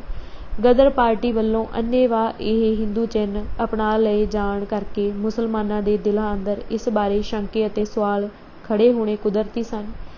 ਇਹਨਾਂ ਸਿਧਾਂਤਕ ਤੱਥਾਂ ਦੀ ਤੁਲਨਾ ਵਿੱਚ ਵਜ਼ੀਫੇ ਵਾਲੀ ਘਟਨਾ ਛੋਟੀ ਸੀ। ਗਦਰ ਅਖ਼ਬਾਰ ਦੇ 30 ਦਸੰਬਰ 1913 ਦੇ ਅੰਕ ਵਿੱਚ ਹਿੰਦੂਆਂ ਅਤੇ ਮੁਸਲਮਾਨਾਂ ਵਿਚਕਾਰ ਬੇਇਤਫਾਕ ਦੀ ਗੱਲ ਕਰਦਿਆਂ ਇਹ ਬੇਬਾਕ ਰਾਏ ਪ੍ਰਗਟਾਈ ਗਈ ਸੀ ਕਿ ਮੁਸਲਮਾਨਾਂ ਵਿੱਚ ਹਿੰਦੂ ਆਗੂਆਂ ਦੀ ਨੇਕ ਨੀਤੀ ਬਾਰੇ ਸ਼ੰਕੇ ਹਨ ਅਤੇ ਹਿੰਦੂ ਆਗੂਆਂ ਨੂੰ ਚਾਹੀਦਾ ਹੈ ਕਿ ਉਹ ਮੁਸਲਮਾਨਾਂ ਦੇ ਦਿਲਾਂ 'ਚੋਂ ਇਹ ਸ਼ੰਕੇ ਦੂਰ ਕਰਨ। ਇਤਫਾਕ ਲਈ ਇਹ ਜ਼ਰੂਰੀ ਹੈ ਕਿ ਕੁਝ ਬੁਨਿਆਦੀ ਅਸੂਲਾਂ ਬਾਰੇ ਇੱਕ ਰਾਏ ਬਣਾਈ ਜਾਵੇ, ਜਿਵੇਂ ਆਜ਼ਾਦੀ ਤੋਂ ਬਾਅਦ ਹਰ ਮਨੁੱਖ ਦੀ ਆਜ਼ਾਦੀ, ਮਜ਼ਹਬ ਦੀ ਆਜ਼ਾਦੀ, ਸਭ ਕੌਮਾਂ ਦੇ ਬਰਾਬਰ ਹੱਕ ਯਕੀਨੀ ਬਣਾਏ ਜਾਣ। ਜੇ ਇਹ ਅਸੂਲ ਨਾ ਦੱਸੇ ਜਾਣ ਤਾਂ ਮੁਸਲਮਾਨਾਂ ਦੇ ਦਿਲਾਂ ਵਿੱਚ ਕਿਸ ਤਰ੍ਹਾਂ ਮੁਲਕ ਦੀ ਮੁਹੱਬਤ ਹੋ ਸਕਦੀ ਹੈ? ਉਹਨਾਂ ਨੂੰ ਹਿੰਦੂਆਂ ਦੀ ਨੇਕ ਨੀਤ ਪਰ ਕਿਸ ਤਰ੍ਹਾਂ ਇਤਫਾਕ ਹੋ ਸਕਦਾ ਹੈ? ਬਾਬਾ ਭਕਨਾ ਜੀ ਮੁਤਾਬਿਕ ਜਦੋਂ ਲਾਲਾ ਹਰਦਿਆਲ ਅਮਰੀਕਾ ਤੋਂ ਚਲੇ ਗਏ ਅਤੇ ਉਹਨਾਂ ਦੀ ਥਾਂ ਭਾਈ ਸੰਤੋਖ ਸਿੰਘ ਪਾਰਟੀ ਦੇ ਨਵੇਂ ਜਨਰਲ ਸਕੱਤਰ ਚੁਣੇ ਗਏ ਤਾਂ ਕੈਲੀਫੋਰਨੀਆ ਦੇ ਹਿੰਦੀਆਂ ਦੇ ਦਿਲਾਂ ਵਿੱਚੋਂ ਸਾਰੀ ਬੇਪ੍ਰਤੀਤੀ ਦੂਰ ਹੋ ਗਈ ਸੀ। ਦੇਸ਼ ਭਗਤਾਂ ਦੀ ਮਦਦ ਅਤੇ ਨਵੇਂ ਚੀਫ ਸੈਕਟਰੀ ਭਾਈ ਸੰਤੋਖ ਸਿੰਘ ਦੀ ਘਾਲਣਾ ਔਰ ਨੇਕ ਨੀਤੀ ਦੇ ਕਾਰਨ ਮੈਨੂੰ ਕੈਲੀਫੋਰਨੀਆ ਦੀ ਜਥੇਬੰਦੀ ਵਿੱਚ ਪੂਰੀ ਸਫਲਤਾ ਪ੍ਰਾਪਤ ਹੋਈ। ਓਰੇਗਨ ਅਤੇ ਕੈਨੇਡਾ ਤੋਂ ਬਿਨਾਂ ਹੀ ਸਿਰਫ ਇਕੱਲੇ ਕੈਲੀਫੋਰਨੀਆ ਵਿੱਚ ਗਦਰ ਪਾਰਟੀ ਦੇ ਸਿਪਾਹੀਆਂ ਦੇ ਕੋਈ ਬਿਹਤਰ ਕੁ ਜਥੇ ਇਹੋ ਜਿਹੇ ਕਾਇਮ ਹੋ ਗਏ ਜੋ ਹਰ ਵਕਤ ਅਤੇ ਹਰ ਤਰ੍ਹਾਂ ਸੁਸਾਇਟੀ ਦੇ ਹੁਕਮ ਪਰ ਕੌਮੀ ਆਜ਼ਾਦੀ ਲਈ ਸਭ ਕੁਝ ਕੁਰਬਾਨ ਕਰਨ ਲਈ ਤਿਆਰ ਸਨ। ਮੇਰੀ ਜਾਂਚੇ ਸ਼ਾਇਦ ਹੀ ਕੋਈ ਹਿੰਦੀ ਬਾਕੀ ਰਹਿ ਗਿਆ ਹੋਣਾ ਏ ਜੋ ਇਹਨਾਂ ਜਥਿਆਂ ਦਾ ਮੈਂਬਰ ਨਾ ਬਣਿਆ ਹੋਵੇ। ਇਹਨਾਂ ਦੇਸ਼ ਭਗਤਾਂ ਦੀ ਗਿਣਤੀ 4000 ਤੋਂ ਘੱਟ ਨਹੀਂ ਸੀ। ਸਰਾਭਾ ਇਤਿਹਾਸ ਦਾ ਪਹਿਲਾ ਸਿੱਖ ਪਾਇਲਟ ਬਣਿਆ। ਗਦਰ ਪਾਰਟੀ ਦੀ ਸਥਾਪਨਾ ਵੇਲੇ ਹੀ ਇਹ ਫੈਸਲਾ ਕਰ ਲਿਆ ਗਿਆ ਸੀ ਕਿ ਭਾਰਤ ਅੰਦਰ ਹਥਿਆਰਬੰਦ ਤਾਕਤ ਦੇ ਜ਼ੋਰ ਨਾਲ ਅੰਗਰੇਜ਼ੀ ਰਾਜ ਦਾ ਖਾਤਮਾ ਕੀਤਾ ਜਾਵੇਗਾ। ਇਹ ਐਵੇਂ ਹਵਾਈ ਖਿਆਲ ਨਹੀਂ ਸੀ। ਇਸ ਬਾਰੇ ਪੂਰੀ ਸੰਜੀਦਗੀ ਨਾਲ ਵਿਚਾਰ ਕੀਤੀ ਗਈ ਸੀ। ਜੰਗੀ ਫੌਜੀ ਤਿਆਰੀਆਂ ਕਰਨ ਲਈ ਬਕਾਇਦਾ ਮਤਾ ਪਾ ਕੇ ਇੱਕ 3 ਮੈਂਬਰੀ ਗੁਪਤ ਕਮਿਸ਼ਨ ਬਣਾਉਣ ਦਾ ਫੈਸਲਾ ਕੀਤਾ ਗਿਆ ਸੀ। ਗੁਪਤ ਕਮਿਸ਼ਨ ਵਿੱਚ ਪਾਰਟੀ ਦਾ ਪ੍ਰਧਾਨ ਬਾਬਾ ਸੋਹਣ ਸਿੰਘ ਭਕਨਾ, ਸਕੱਤਰ ਲਾਲਾ ਹਰਦਿਆਲ ਅਤੇ ਖਜ਼ਾਨਚੀ ਪੰਡਿਤ ਕਾਸ਼ੀ ਰਾਮ ਸ਼ਾਮਿਲ ਸਨ। ਪਹਿਲੇ ਕੁਝ ਮਹੀਨੇ ਅਖਬਾਰ ਅਤੇ ਦਫ਼ਤਰ ਦਾ ਕੰਮ ਰਵਾ ਕਰਨ ਅਤੇ ਅਮਰੀਕਾ ਅੰਦਰ ਪਾਰਟੀ ਦੀ ਜਥੇਬੰਦੀ ਮਜ਼ਬੂਤ ਕਰਨ ਵੱਲ ਜ਼ਿਆਦਾ ਧਿਆਨ ਦੇਣਾ ਪਿਆ ਸੀ। ਬਾਬਾ ਸੋਹਣ ਸਿੰਘ ਭਕਨਾ ਨੇ ਲਿਖਿਆ ਹੈ ਕਿ ਲਾਲਾ ਹਰਦਿਆਲ ਦੇ ਚਲੇ ਜਾਣ ਅਤੇ ਕਾਮਰੇਡ ਸੰਤੋਖ ਸਿੰਘ ਦੇ ਉਹਨਾਂ ਦੀ ਜਗ੍ਹਾ ਆਉਣ 'ਤੇ ਪਾਰਟੀ ਨੇ ਰੈਜ਼ੋਲੂਸ਼ਨ ਨੰਬਰ 9 ਅਤੇ ਅਮਲ ਦਰਾਮਦ ਸ਼ੁਰੂ ਕੀਤਾ, ਜਿਸ ਰੈਜ਼ੋਲੂਸ਼ਨ ਵਿੱਚ 3 ਮੈਂਬਰਾਂ ਦੀ ਕਮਿਸ਼ਨ ਦਾ ਜ਼ਿਕਰ ਸੀ। ਹੁਣ ਕਮਿਸ਼ਨ ਨੇ, ਜਿਸ ਵਿੱਚ Sohan Singh Bhakna party president, Santokh Singh chief secretary ਅਤੇ ਪੰਡਿਤ ਕਾਸ਼ੀ ਰਾਮ ਖਜ਼ਾਨਚੀ ਸਨ, ਇਨਕਲਾਬ ਦੀ ਤਰਫ ਪੂਰੀ ਤਵੱਜੋ ਦਿੱਤੀ। ਬਾਬਾ ਜੀ ਲਿਖਦੇ ਹਨ ਕਿ ਭਾਈ ਸੰਤੋਖ ਸਿੰਘ ਅਤੇ ਮੈਂ ਕਈ ਦਿਨ ਉਹਨਾਂ ਢੰਗਾਂ ਉੱਤੇ ਵਿਚਾਰ ਕਰਦੇ ਰਹੇ ਜਿਨ੍ਹਾਂ ਨੂੰ ਵਰਤ ਕੇ ਅਸੀਂ ਹਿੰਦੁਸਤਾਨ ਵਿੱਚ ਅੰਗਰੇਜ਼ੀ ਹਕੂਮਤ ਦਾ ਟਾਕਰਾ ਕਰਨ ਦੇ ਯੋਗ ਹੋ ਸਕੀਏ। ਉਸ ਵੇਲੇ ਭਾਰਤ ਅੰਦਰ ਬੰਗਾਲ ਦੇ ਹਿੰਦੂ ਕ੍ਰਾਂਤੀਕਾਰੀ ਅੰਗਰੇਜ਼ੀ ਰਾਜ ਦਾ ਖਾਤਮਾ ਕਰਨ ਲਈ ਹਿੰਸਾ ਦੇ ਰਾਹ ਦੀ ਵਕਾਲਤ ਕਰ ਰਹੇ ਸਨ। ਉਹਨਾਂ ਵੱਲੋਂ ਕੀਤੀਆਂ ਜਾ ਰਹੀਆਂ ਹਥਿਆਰਬੰਦ ਕਾਰਵਾਈਆਂ ਮੁੱਖ ਤੌਰ 'ਤੇ ਡਾਕੇ ਮਾਰਨ ਅਤੇ ਅੰਗਰੇਜ਼ ਸਰਕਾਰ ਦੇ ਕਰਿੰਦਿਆਂ ਉੱਤੇ ਇੱਕਾ ਦੁੱਕਾ ਥਾਵਾਂ 'ਤੇ ਬੰਬ ਸੁੱਟਣ ਤੱਕ ਸੀਮਿਤ ਸਨ। ਬਾਬਾ ਜੀ ਦੇ ਕਥਨ ਅਨੁਸਾਰ ਉਹਨਾਂ ਨੇ ਅਤੇ ਭਾਈ ਸੰਤੋਖ ਸਿੰਘ ਨੇ ਬੰਗਾਲੀ ਕ੍ਰਾਂਤੀਕਾਰੀਆਂ ਦੀ ਇਸ ਰਣਨੀਤੀ ਉੱਤੇ ਗੰਭੀਰਤਾ ਨਾਲ ਵਿਚਾਰ ਵਟਾਂਦਰਾ ਕੀਤਾ ਅਤੇ ਅਖੀਰ ਵਿੱਚ ਉਹ ਇਸ ਨਿਰਣੇ 'ਤੇ ਪੁੱਜੇ ਕਿ ਇਸ ਤਰੀਕੇ ਨਾਲ ਬੰਬਾਂ ਦੇ ਜ਼ਰੀਏ ਅੰਗਰੇਜ਼ ਹਕੂਮਤ ਦੇ ਕੁਝ ਕਰਿੰਦਿਆਂ ਨੂੰ ਜਾਨੋਂ ਖਤਮ ਕਰ ਦੇਣ ਨਾਲ ਅੰਗਰੇਜ਼ੀ ਰਾਜ ਦਾ ਫਸਤਾ ਨਹੀਂ ਵੱਢਿਆ ਜਾ ਸਕਦਾ। ਗਦਰ ਪਾਰਟੀ ਦੀ ਰਣਨੀਤੀ ਅੰਦਰ ਫੌਜੀ ਪੱਧਰ 'ਤੇ ਵਿਆਪਕ ਤਿਆਰੀਆਂ ਕਰਨ ਦੇ ਕਾਰਜ ਨੂੰ ਕੇਂਦਰੀ ਅਹਿਮੀਅਤ ਦਿੱਤੀ ਗਈ ਸੀ। ਬਾਬਾ ਜੀ ਦੇ ਕਥਨ ਅਨੁਸਾਰ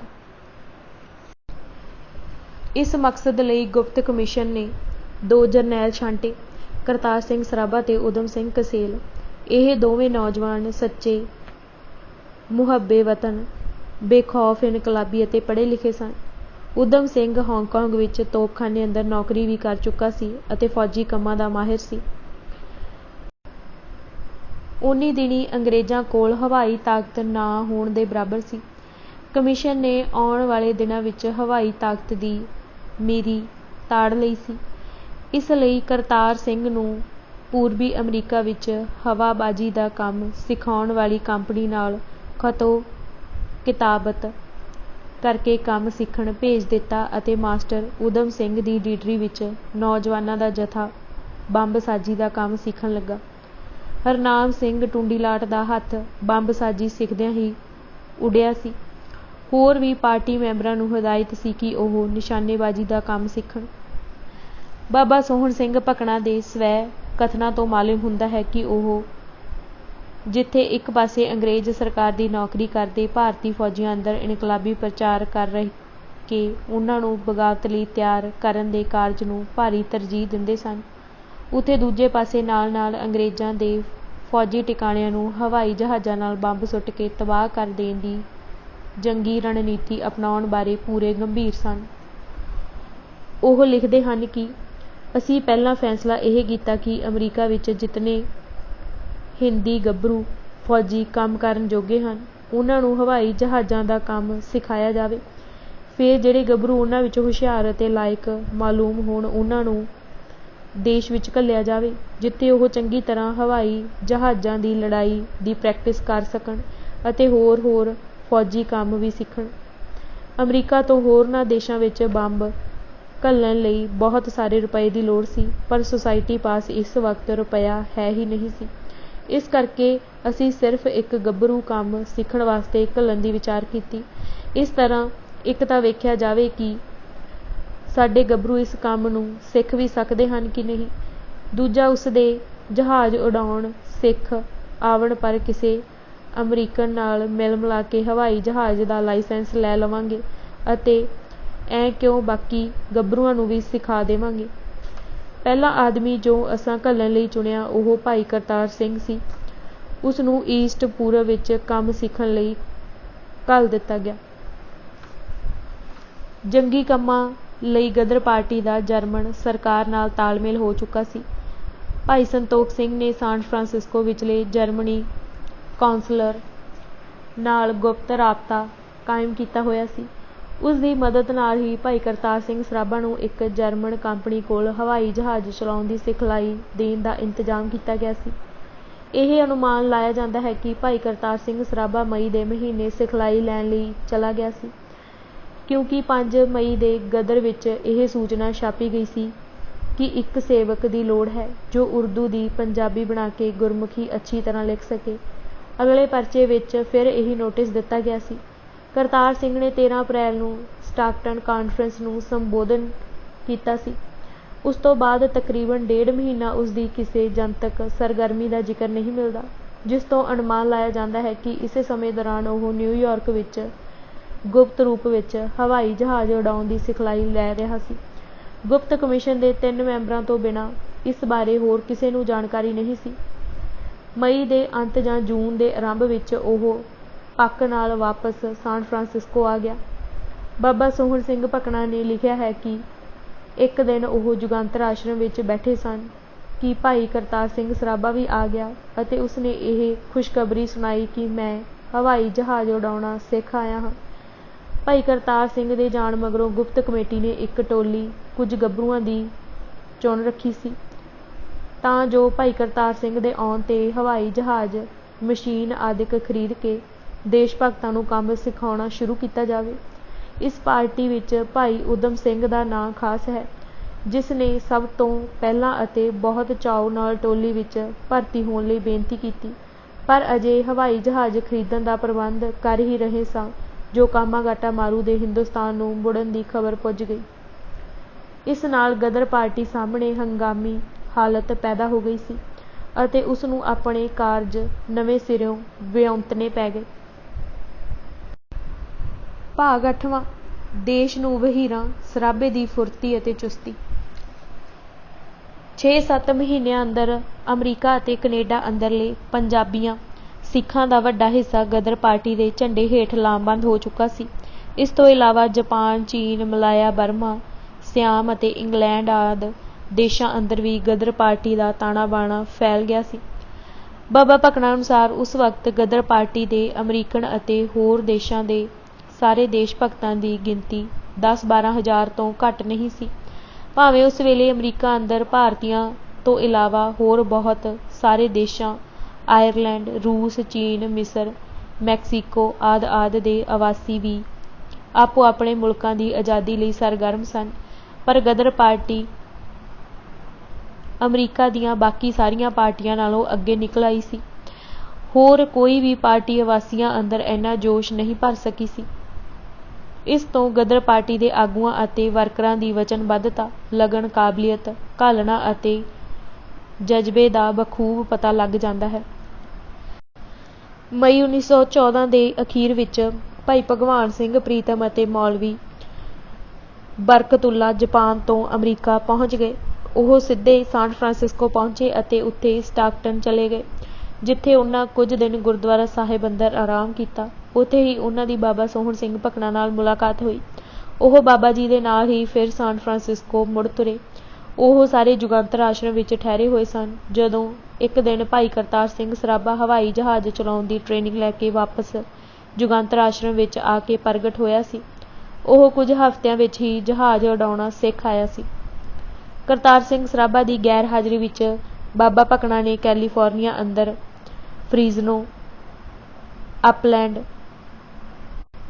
ਔਕਸਨਾਰਡ ਅਤੇ ਲਾਸ ਐਂਜਲਸ ਆਦਿ ਥਾਵਾਂ 'ਤੇ ਜਾ ਕੇ ਮੀਟਿੰਗਾਂ ਕਰਵਾਈਆਂ ਅਤੇ ਪਾਰਟੀ ਦੀਆਂ ਬ੍ਰਾਂਚਾਂ ਕਾਇਮ ਕੀਤੀਆਂ। ਭਾਈ ਭਗਵਾਨ ਸਿੰਘ ਅਤੇ ਬਰਕਤੁੱਲਾ ਦੇ ਆਉਣ ਨਾਲ ਪਾਰਟੀ ਨੂੰ 2 ਹੋਰ ਊਰਜਾਸ਼ੀਲ ਆਗੂ ਮਿਲ ਗਏ,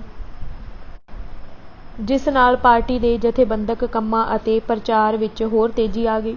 ਇਸ ਦੇ ਨਾਲ ਹੀ ਭਾਈ ਕਰਤਾਰ ਸਿੰਘ ਸਰਾਭਾ ਵੀ ਵਾਪਸ ਆ ਕੇ ਮੁੜ ਤੋਂ ਪੂਰੇ ਜੋਸ਼ ਖਰੋਸ਼ ਨਾਲ ਪ੍ਰਚਾਰ ਅਤੇ ਜਥੇਬੰਦਕ ਕਾਰਜਾਂ ਵਿੱਚ ਜੁਟ ਗਿਆ ਸੀ। ਜੂਨ ਦੇ ਮਹੀਨੇ ਭਾਈ ਭਗਵਾਨ ਸਿੰਘ, ਬਰਕਤੁੱਲਾ ਅਤੇ ਰਾਮਚੰਦਰ ਨੇ ਰਲ ਕੇ ਓਰੇਗਨ ਅਤੇ ਵਾਸ਼ਿੰਗਟਨ ਰਿਆਸਤਾਂ ਦਾ ਤੂਫਾਨੀ ਦੌਰਾ ਕੀਤਾ।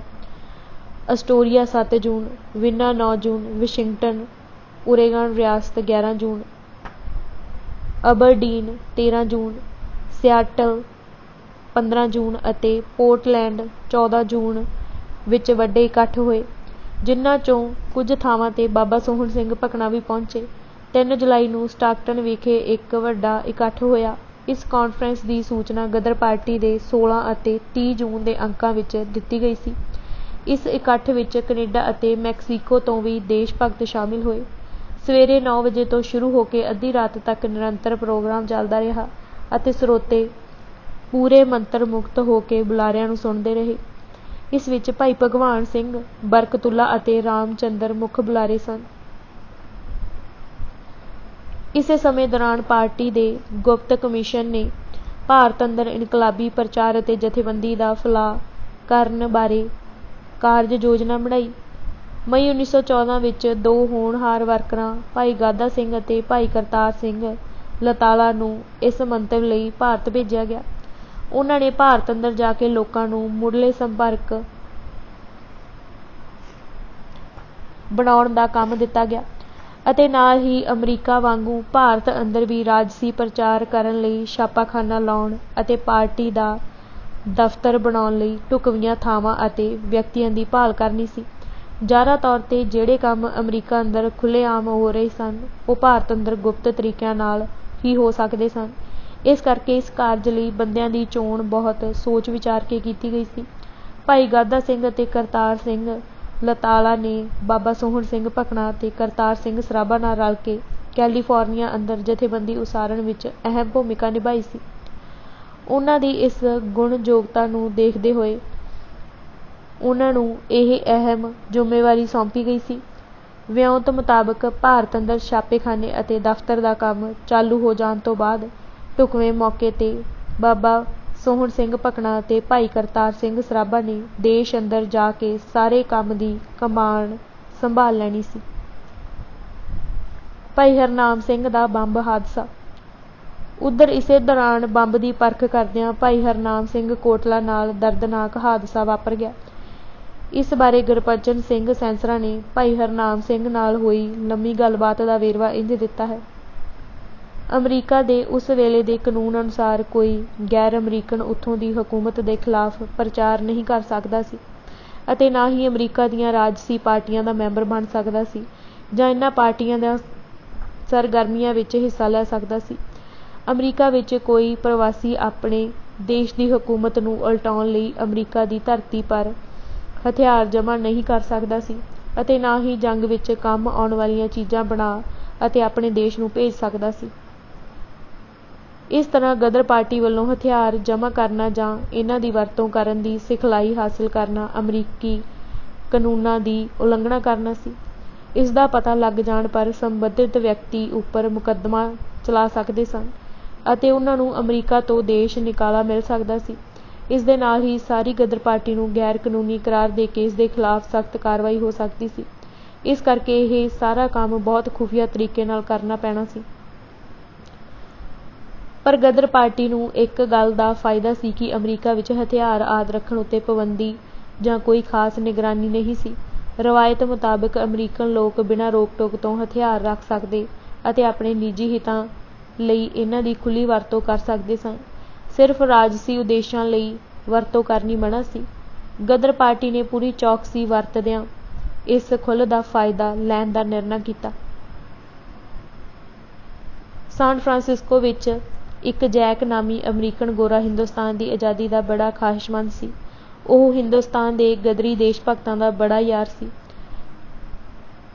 ਸਾਨ ਫਰਾਂਸਿਸਕੋ ਵਿੱਚ ਉਹ ਬੜਾ ਮੰਨਿਆ ਦੰਨਿਆ ਆਦਮੀ ਸੀ।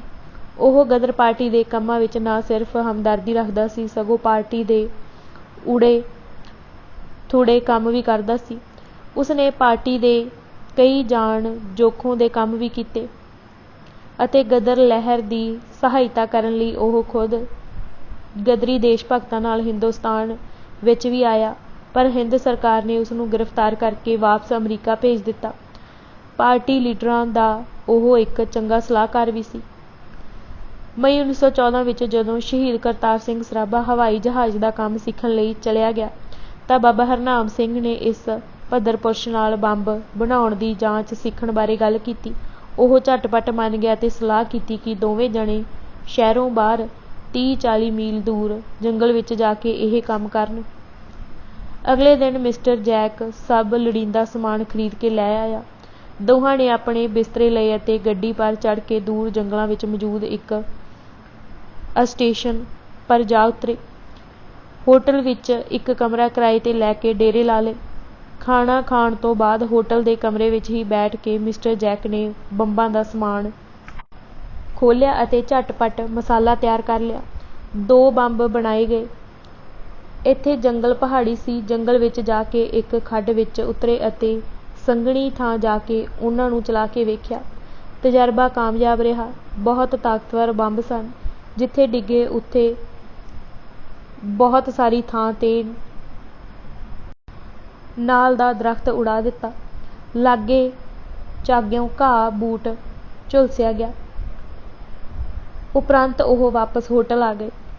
ਅਗਲੇ ਦਿਨ ਮਿਸਟਰ ਜੈਕ ਦੇ ਸਾਹਮਣੇ ਬਾਬਾ ਹਰਨਾਮ ਸਿੰਘ ਨੇ ਆਪ ਮਸਾਲਾ ਰਲਾਇਆ ਅਤੇ ਬੰਬਾਂ ਵਿੱਚ ਭਰਿਆ ਅਤੇ ਉਵੇਂ ਕਿਵੇਂ 2 ਬੰਬ ਆਪਣੇ ਹੱਥੀਂ ਤਿਆਰ ਕੀਤੇ। ਦੁਪਹਿਰ ਤੋਂ ਬਾਅਦ ਇੱਕ ਟੋਕਰੀ ਵਿੱਚ ਪਾ ਕੇ ਉਹ ਪਹਿਲੀ ਥਾਂ ਪਰ ਹੀ ਜੰਗਲ ਵਿੱਚ ਗਏ। ਹੇਠਾਂ ਖੱਡ ਵਿੱਚ ਉਤਰ ਕੇ ਇੱਕ ਵੱਡੀ ਸਾਰੀ ਚਟਾਨ ਦੇ ਪਾਸ ਟੋਕਰੀ ਰੱਖ ਦਿੱਤੀ ਅਤੇ ਉਸ ਵਿੱਚੋਂ ਇੱਕ ਬੰਬ ਲੈ ਕੇ ਚਟਾਨ ਦੇ ਦੂਸਰੇ ਬੰਨੇ ਲਿਜਾ ਕੇ ਚਲਾਇਆ। ਸਾਰੇ ਜੰਗਲ ਵਿੱਚ ਇਸ ਦੀ ਗੂੰਜ ਪੈ ਗਈ। ਜਿੱਥੇ ਡਿੱਗਾ ਉੱਥੇ ਕਾਫੀ ਖੱਪਾ ਪੈ ਗਿਆ ਅਤੇ ਲਾਗੇ ਦੇ ਝਾੜ ਬੂਟ ਲੂਸ ਗਏ। ਕੁਝ ਚਿਰ ਮਗਰੋਂ ਇਹ ਚਟਾਨ ਦੇ ਪਿੱਛੇ ਜਾ ਕੇ ਦੂਸਰਾ ਬੰਬ ਲੈ ਗਏ। ਅਜੇ ਉਹ ਬੰਬ ਲਈ ਹੀ ਆਉਂਦੇ ਸਨ ਕਿ ਇੱਕਦਮ ਹਾਲਟ ਦੀ ਕੜਕਵੀਂ ਆਵਾਜ਼ ਆਈ। ਉਹਨਾਂ ਦੋਹਾਂ ਦਾ ਤਰਾਹ ਨਿਕਲ ਗਿਆ। ਦੇਖਿਆ ਤਾਂ ਜੰਗਲ ਦਾ ਗੋਰਾ ਚੌਕੀਦਾਰ ਪਿਸਤੌਲ ਤਾਣੀ ਖੱਬੇ ਪਾਸਿਓਂ ਵਾਹੋ-ਦਾਹੀ ਸਿਰ 'ਤੇ ਚਲਿਆ ਆ ਰਿਹਾ ਸੀ। ਉਹ ਦੋਵੇਂ ਹੈਰਾਨ ਪਰੇਸ਼ਾਨ ਸਨ।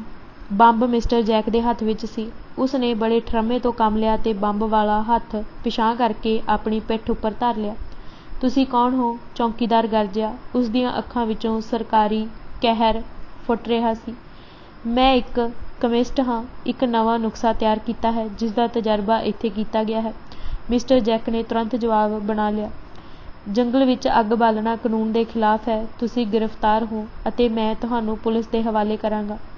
ਸਾਨੂੰ ਤਾਂ ਏਦਾਂ ਦੀ ਕਿਸੇ ਗੱਲ ਦਾ ਨਹੀਂ ਪਤਾ, ਮਿਸਟਰ ਜੈਕ ਨੇ ਜਵਾਬ ਦਿੱਤਾ। ਤੁਸਾਂ ਆਉਣ ਲੱਗਿਆਂ ਸਟੇਸ਼ਨ ਤੋਂ ਬਾਹਰ ਲੱਗਾ ਹੋਇਆ ਨੋਟਿਸ ਬੋਰਡ ਨਹੀਂ ਪੜ੍ਹਿਆ? ਚੌਕੀਦਾਰ ਨੇ ਉਹਨਾਂ ਨੂੰ ਚਿਤਾਰਿਆ। ਅੱਛਾ, ਮੈਂ ਆਪਣੀ ਟੋਕਰੀ ਲੈ ਆਵਾਂ, ਫੇਰ ਤੁਹਾਡੇ ਨਾਲ ਚੱਲਦੇ ਹਾਂ। ਮਿਸਟਰ ਜੈਕ ਨੇ ਚਾਤਰੀ ਤੋਂ ਕੰਮ ਲਿਆ। ਰਾਖੇ ਨੇ ਆਗਿਆ ਦੇ ਦਿੱਤੀ। ਮਿਸਟਰ ਜੈਕ ਚਟਾਨ ਦੇ ਪਿੱਛੇ ਗਏ ਅਤੇ ਬੰਬ ਉੱਥੇ ਰੱਖ ਕੇ ਟੋਕਰੀ ਚੁੱਕ ਲਿਆਏ। ਬਾਬਾ ਹਰਨਾਮ ਸਿੰਘ ਜੰਗਲ ਦੇ ਰਾਖੇ ਪਾਸ ਹੀ ਖਲੋਤੇ ਰਹੇ ਅਤੇ ਉਸ ਨੂੰ ਕਹਿੰਦੇ ਰਹੇ ਕਿ ਉਹ ਹੁਣ ਜਾਣ ਦੇਵੇ। ਉਹਨਾਂ ਨੂੰ ਜੰਗਲ ਦੇ ਕਾਨੂੰਨ ਦਾ ਪਤਾ ਨਹੀਂ ਸੀ। ਮਿਸਟਰ ਜੈਕ ਨੇ ਵੀ ਆ ਕੇ ਆਪਣੀ ਅਣਜਾਣਤਾ ਦਰਸਾਉਣ ਦੀ ਬੜੀ ਕੋਸ਼ਿਸ਼ ਕੀਤੀ ਅਤੇ ਮਿੰਨਤ ਮਾਜਰਾ ਬਹੁਤ ਕੀਤਾ, ਪਰ ਰਾਖਾ ਆਪਣੇ ਹੱਠ ਪਰ ਅੜਿਆ ਰਿਹਾ ਅਤੇ ਉਹਨਾਂ ਨੂੰ ਲੈ ਕੇ ਸੜਕ ਵੱਲ ਤੁਰ ਪਿਆ। ਸੜਕ 'ਤੇ ਪਹੁੰਚਦਿਆਂ ਪਹੁੰਚਦਿਆਂ ਗੋਰਾ ਚੌਂਕੀਦਾਰ ਧੀਰਾ ਪੈ ਗਿਆ ਅਤੇ ਉਹਨਾਂ ਨੇ ਉਸ ਨੂੰ ਛੱਡ ਦਿੱਤਾ ਅਤੇ ਆਖਿਆ ਕਿ ਮੁੜ ਕੇ ਜੰਗਲ ਵਿੱਚ ਆ ਕੇ ਇਹ ਕੰਮ ਨਾ ਕਰਿਆ ਜੇ। ਉਹ ਹੋਟਲ ਵਿੱਚ ਆਏ, ਆਪਣਾ ਸਮਾਨ ਲਿਆ ਅਤੇ ਗੱਡੀ ਪਰ ਚੜ੍ਹ ਕੇ ਰਾਤ ਨੂੰ ਸਾਨ ਫਰਾਂਸਿਸਕੋ ਵਾਪਸ ਜੁਗੰਤਰ ਆਸ਼ਰਮ ਵਿੱਚ ਆ ਗਏ। ਜੁਲਾਈ ਦਾ ਮਹੀਨਾ ਚੜ੍ਹ ਪਿਆ। ਹਵਾਈ ਜਹਾਜ਼ ਦਾ ਕੰਮ ਸਿੱਖਦਿਆਂ ਸ਼ਹੀਦ ਕਰਤਾਰ ਸਿੰਘ ਸਰਾਭੇ ਦਾ ਗੁੱਟ ਟੁੱਟ ਗਿਆ, ਜਿਸ ਦੇ ਇਲਾਜ ਵਾਸਤੇ ਉਸ ਨੂੰ ਸੈਕਰਾਮੈਂਟੋ ਹਸਪਤਾਲ ਵਿੱਚ ਦਾਖਲ ਹੋਣਾ ਪਿਆ। 4 ਜੁਲਾਈ ਨੂੰ ਸੈਕਰਾਮੈਂਟੋ ਵਿੱਚ ਗਦਰ ਪਾਰਟੀ ਦਾ ਇੱਕ ਜਲਸਾ ਸੀ। ਉੱਥੇ ਸਾਰੇ ਗਦਰੀ ਲੀਡਰ ਅਤੇ ਸਥਾਨਿਕ ਵਰਕਰ ਇਕੱਠੇ ਹੋਏ ਸਨ। ਸ਼ਹੀਦ ਕਰਤਾਰ ਸਿੰਘ ਵੀ ਹਸਪਤਾਲ ਵਿੱਚੋਂ ਉੱਠ ਕੇ ਗੁੱਟ ਪਰ ਪੱਟੀ ਬੱਧੀ ਹੋਈ ਜਲਸੇ ਵਿੱਚ ਆ ਗਏ। ਉੱਥੇ ਸ਼ਹੀਦ ਕਰਤਾਰ ਸਿੰਘ ਸਰਾਭਾ ਅਤੇ ਬਾਬਾ ਪਿਰਥੀ ਸਿੰਘ ਲਾਲੜੂ ਬਾਬਾ ਹਰਨਾਮ ਸਿੰਘ ਨੂੰ ਕਹਿਣ ਲੱਗੇ ਕਿ ਤੁਸੀਂ ਮਿਸਟਰ ਜੈਕ ਪਾਸੋਂ ਬੰਬਾਂ ਦੀ ਜਾਂਚ ਸਿੱਖ ਲਈ ਹੈ, ਇਸ ਲਈ ਉਹ ਹੁਣ ਇਹਨਾਂ ਦੋਹਾਂ ਨੂੰ ਸਿਖਾ ਦੇਣ। ਉਹਨਾਂ ਤਿੰਨਾਂ ਨੇ ਸਲਾਹ ਕੀਤੀ ਕਿ ਜੰਗਲ ਵਿੱਚ ਜਾਣ ਦੀ ਬਜਾਏ ਕਿਧਰੇ ਆਪਣੀ ਥਾਂ 'ਤੇ ਜਾ ਕੇ ਇਹ ਕੰਮ ਕੀਤਾ ਜਾਵੇ। ਜੰਗਲ ਦੇ ਹੱਥ ਉਹਨਾਂ ਨੂੰ ਲੱਗ ਚੁੱਕੇ ਸਨ। ਇਸ ਲਈ ਮਤਾ ਪਕਾਇਆ ਕਿ ਭਾਈ ਸੰਤੋਖ ਸਿੰਘ ਅਤੇ ਬਾਬਾ ਵਿਸਾਖਾ ਸਿੰਘ ਦਦੇਹਰ ਦੇ ਫਾਰਮ ਵਿੱਚ ਜਾਇਆ ਜਾਏ। ਉਹਨਾਂ ਨੇ ਅਗਲੇ ਦਿਨ ਲੋੜੀਂਦਾ ਸਮਾਨ ਖਰੀਦਿਆ ਅਤੇ ਭਾਈ ਸੰਤੋਖ ਸਿੰਘ ਦੇ ਫਾਰਮ ਵਿੱਚ ਚਲੇ ਗਏ। ਅੱਗੇ ਗਦਰ ਪਾਰਟੀ ਦੇ ਪ੍ਰਧਾਨ ਬਾਬਾ ਸੋਹਣ ਸਿੰਘ ਭਕਨਾ ਉੱਥੇ ਆਏ ਹੋਏ ਸਨ। ਉੱਥੇ ਬਾਬਾ ਹਰਨਾਮ ਸਿੰਘ ਨੇ ਉਹਨਾਂ ਨੂੰ ਮਸਾਲਾ ਰਲਾਉਣਾ, ਬੰਬਾਂ ਵਿੱਚ ਭਰਨਾ ਅਤੇ ਪਤੀਲਾ ਫਿੱਟ ਕਰਨਾ ਦੱਸਿਆ ਅਤੇ ਉਹਨਾਂ ਪਾਸੋਂ ਹੱਥੀਂ ਇਹ ਕੰਮ ਕਰਵਾਇਆ। ਦੋਹਾਂ ਨੇ ਹੀ ਠੀਕ ਤਰੀਕੇ ਨਾਲ ਮਸਾਲਾ ਰਲਾਇਆ, ਭਰਿਆ ਅਤੇ ਬੰਬ ਤਿਆਰ ਕੀਤੇ। ਉੱਥੇ ਫਾਰਮ ਵਿੱਚ ਆ ਕੇ ਹੀ ਉਹਨਾਂ ਨੂੰ ਚਲਾ ਕੇ ਵੇਖਿਆ ਗਿਆ। ਤਜਰਬਾ ਕਾਮਯਾਬ ਸੀ। ਉਪਰੋਕਤ ਉਹ ਦੋਵੇਂ ਸਾਨ ਫਰਾਂਸਿਸਕੋ ਨੂੰ ਗੱਡੀ ਚੜ੍ਹ ਗਏ। ਬਾਬਾ ਹਰਨਾਮ ਸਿੰਘ ਉੱਥੇ ਹੀ ਰਹਿ ਗਏ। ਬੰਬ ਭਰ ਲੈਣ ਤੋਂ ਬਾਅਦ ਕੁਝ ਮਸਾਲਾ ਵਾਧੂ ਬਚ ਜਾਂਦਾ ਸੀ। ਮਿਸਟਰ ਜੈਕ ਨੇ ਕਿਹਾ ਸੀ ਕਿ ਇਹ ਵਾਧੂ ਮਸਾਲਾ ਸੁੱਟ ਦੇਣਾ ਚਾਹੀਦਾ ਹੈ। ਬੰਬ ਵਿੱਚ ਭਰਿਆ ਮਸਾਲਾ ਤਾਂ ਫਲੀਤੇ ਨਾਲ ਹੀ ਚੱਲੇਗਾ, ਫਲੀਤੇ ਤੋਂ ਬਿਨਾਂ ਉਸਦੇ ਚੱਲਣ ਦਾ ਕੋਈ ਖਤਰਾ ਨਹੀਂ, ਪਰ ਇਹ ਬਾਹਰ ਵਾਧੂ ਪਿਆ ਮਸਾਲਾ ਕਿਸੇ ਵੇਲੇ ਵੀ ਮਾੜੀ ਮੋਟੀ ਰਗੜ ਨਾਲ ਚੱਲ ਸਕਦਾ ਸੀ। ਇਹ ਖਤਰੇ ਵਾਲੀ ਗੱਲ ਮਿਸਟਰ ਜੈਕ ਨੇ ਬਾਬੇ ਹਰਨਾਮ ਸਿੰਘ ਨੂੰ ਨਹੀਂ ਦੱਸੀ ਸੀ, ਨਾ ਬਾਬਾ ਹਰਨਾਮ ਸਿੰਘ ਨੂੰ ਇਸ ਦਾ ਪਤਾ ਸੀ। ਉਹ ਕੋਈ ਕੈਮਿਸਟ ਤਾਂ ਹੈ ਨਹੀਂ ਸੀ। ਇਸ ਲਈ ਜਦ ਫਾਰਮ ਵਿੱਚ ਬੰਬ ਤਿਆਰ ਕੀਤੇ ਗਏ ਅਤੇ ਵਾਧੂ ਮਸਾਲੇ ਨੂੰ ਸੁੱਟਣ ਲੱਗੇ ਤਾਂ ਸ਼ਹੀਦ ਕਰਤਾਰ ਸਿੰਘ ਸਰਾਭੇ ਨੇ ਕਿਹਾ ਕਿ ਇਸ ਵਾਧੂ ਹਿੱਸੇ ਨੂੰ ਵੇਖਣਾ ਚਾਹੀਦਾ ਹੈ ਕਿ ਇਸ ਵਿੱਚ ਕਿੰਨੀ ਤਾਕਤ ਹੈ, ਤਾਂ ਜੋ ਇਸ ਤੋਂ ਪੁੱਲ ਉਡਾਉਣ ਦਾ ਕੰਮ ਲਿਆ ਜਾ ਸਕੇ। ਸ਼ਹੀਦ ਕਰਤਾਰ ਸਿੰਘ ਦੇ ਕਹਿਣ ਪਰ ਬਾਬਾ ਹਰਨਾਮ ਸਿੰਘ ਨੇ ਇਸ ਵਾਧੂ ਮਸਾਲੇ ਨੂੰ ਤਜਰਬੇ ਵਾਸਤੇ ਆਪਣੇ ਪਾਸ ਰੱਖ ਲਿਆ ਸੀ। ਜਦ ਉਹ ਦੋਵੇਂ ਸਾਨ ਫਰਾਂਸਿਸਕੋ ਤੋਂ ਤੁਰ ਗਏ ਤਾਂ ਬਾਬਾ ਹਰਨਾਮ ਸਿੰਘ ਉਸ ਮਸਾਲੇ ਦਾ ਤਜਰਬਾ ਕਰਨ ਲੱਗ ਪਏ। ਉਹ ਮਸਾਲੇ ਨੂੰ ਹੱਥ ਵਿੱਚ ਲੈ ਕੇ ਲੱਡੂ ਜਿਹਾ ਬਣਾ ਰਹੇ ਸਨ ਕਿ ਉਹ ਉੱਥੇ ਹੀ ਫਟ ਗਿਆ। ਬਾਬਾ ਜੀ ਦਾ ਸਾਰਾ ਹੱਥ ਉੱਡ ਗਿਆ ਅਤੇ ਵੀਣੀ ਦੀ ਹੱਡੀ ਮਾਸ ਉੱਡ ਜਾਣ ਕਰਕੇ ਨੰਗੀ ਹੋ ਗਈ। ਲਹੂ ਦੀਆਂ ਘਰਾਲਾਂ ਵਗ ਤੁਰੀਆਂ। ਬਾਬੇ ਨੂੰ ਅੰਦਰੋਂ ਇੱਕ ਹੀ ਸਦਰ ਉਭਾਸਰੀ, ਇਨਕਲਾਬ ਦਾ ਕੰਮ ਹੁਣ ਕਿਵੇਂ ਕਰਾਂਗਾ। ਬਾਬਾ ਹਰਨਾਮ ਸਿੰਘ ਬਾਂਹ ਵਿੱਚੋਂ ਲਹੂ ਚੋਂਦਿਆਂ ਹੀ ਫਟਾਫਟ ਮਕਾਨ ਨੂੰ ਆਏ। ਅੰਦਰ ਉੱਥੇ ਕੇਵਲ ਬਾਬਾ ਸੋਹਣ ਸਿੰਘ ਭਕਨਾ ਹੀ ਸਨ। ਹਾਏ ਮੇਰਾ ਹੱਥ ਉੱਡ ਗਿਆ। ਅੰਦਰ ਜਾਂਦਿਆਂ ਹੀ ਬਾਬਾ ਹਰਨਾਮ ਸਿੰਘ ਨੇ ਡਾਂਡ ਮਾਰੀ। ਡਾਂਡ ਸੁਣ ਕੇ ਬਾਬਾ ਸੋਹਣ ਸਿੰਘ ਬਾਹਰ ਆਏ। ਉਹ ਬਾਂਹ ਨੂੰ ਲਹੂ ਲੁਹਾਣ ਵੇਖ ਕੇ ਚਾਕਰਿਤ ਰਹਿ ਗਏ। ਰੁਮਾਲ ਲੈ ਕੇ ਵਗਦਾ ਖੂਨ ਰੋਕਣ ਲਈ ਅਰਕ ਤੋਂ ਉੱਪਰ ਕਰਕੇ ਬਾਂਹ ਘੁੱਟ ਕੇ ਬੰਨ੍ਹ ਦਿੱਤੀ, ਪਰ ਲਹੂ ਫਿਰ ਵੀ ਪੂਰਾ ਬੰਦ ਨਾ ਹੋਇਆ। ਭਾਈ ਸੰਤੋਖ ਸਿੰਘ ਨੂੰ ਖੇਤਾਂ ਵਿੱਚ ਕੰਮ ਕਰਦੇ ਨੂੰ ਖਬਰ ਲੱਗੀ। ਉਹ 2-3 ਸਾਥੀਆਂ ਨੂੰ ਲੈ ਕੇ ਭੱਜ ਆਏ। ਬਾਬਾ ਜੀ ਨੂੰ 3-4 ਘੁੱਟ ਸ਼ਰਾਬ ਪਿਲਾਈ ਗਈ, ਜਿਸ ਨਾਲ ਗਸ਼ੀ ਆਉਂਦੀ ਆਉਂਦੀ ਰੁਕ ਗਈ। ਘੋੜਾ ਗੱਡੀ ਤਿਆਰ ਕੀਤੀ ਗਈ ਅਤੇ ਬਾਬਾ ਜੀ ਨੂੰ ਵਿੱਚ ਪਾ ਕੇ ਸਟੇਸ਼ਨ ਪਰ ਲੈ ਗਏ। ਉੱਥੋਂ ਗੱਡੀ ਵਿੱਚ ਚਾੜ੍ਹ ਕੇ ਸਟਾਕਟਨ ਲਿਜਾਇਆ ਗਿਆ। ਸਟੇਸ਼ਨ ਤੋਂ ਟੈਕਸੀ ਕਰਕੇ ਇੱਕ ਬੜੇ ਲਾਇਕ ਡਾਕਟਰ ਪਾਸ ਲੈ ਗਏ। ਡਾਕਟਰ ਨੇ ਮੁਲਾਜ਼ਾ ਕੀਤਾ। ਉਸ ਨੇ ਸ਼ਹਿਰ ਦੇ 5-4 ਹੋਰ ਡਾਕਟਰ ਸੱਦੇ ਅਤੇ ਉਹਨਾਂ ਨਾਲ ਵੀ ਸਲਾਹ ਕੀਤੀ। ਸਲਾਹ ਮਸ਼ਵਰੇ ਤੋਂ ਬਾਅਦ ਬਾਂਹ ਵੱਢ ਦੇਣ ਦਾ ਫੈਸਲਾ ਹੋਇਆ। ਸ਼ੀਸ਼ੀ ਸੁੰਘਾ ਕੇ ਰਾਤ ਦੇ 10 ਵਜੇ ਅਰਕੋਂ ਹੇਠਾਂ ਬਾਬਾ ਜੀ ਦੀ ਬਾਂਹ ਵੱਢ ਸੁੱਟੀ। ਅਗਲੇ ਦਿਨ ਅਖਬਾਰੀ ਰਿਪੋਰਟ ਦੇ ਪੁੱਛਣ ਪਰ ਭਾਈ ਸੰਤੋਖ ਸਿੰਘ ਨੇ ਜੋ ਦੱਸਿਆ ਉਹ ਅਮਰੀਕਨ ਅਖਬਾਰਾਂ ਵਿੱਚ ਇਸ ਤਰ੍ਹਾਂ ਛਪਿਆ। 4 ਜੁਲਾਈ ਨੂੰ ਸੈਕਰਾਮੈਂਟੋ ਲਾਗੇ ਇੱਕ ਫਾਰਮ ਵਿੱਚ ਬਹੁਤ ਸਾਰੇ ਹਿੰਦੂ ਅਮਰੀਕਾ ਦੀ ਆਜ਼ਾਦੀ ਦਾ ਜਸ਼ਨ ਮਨਾ ਰਹੇ ਸਨ।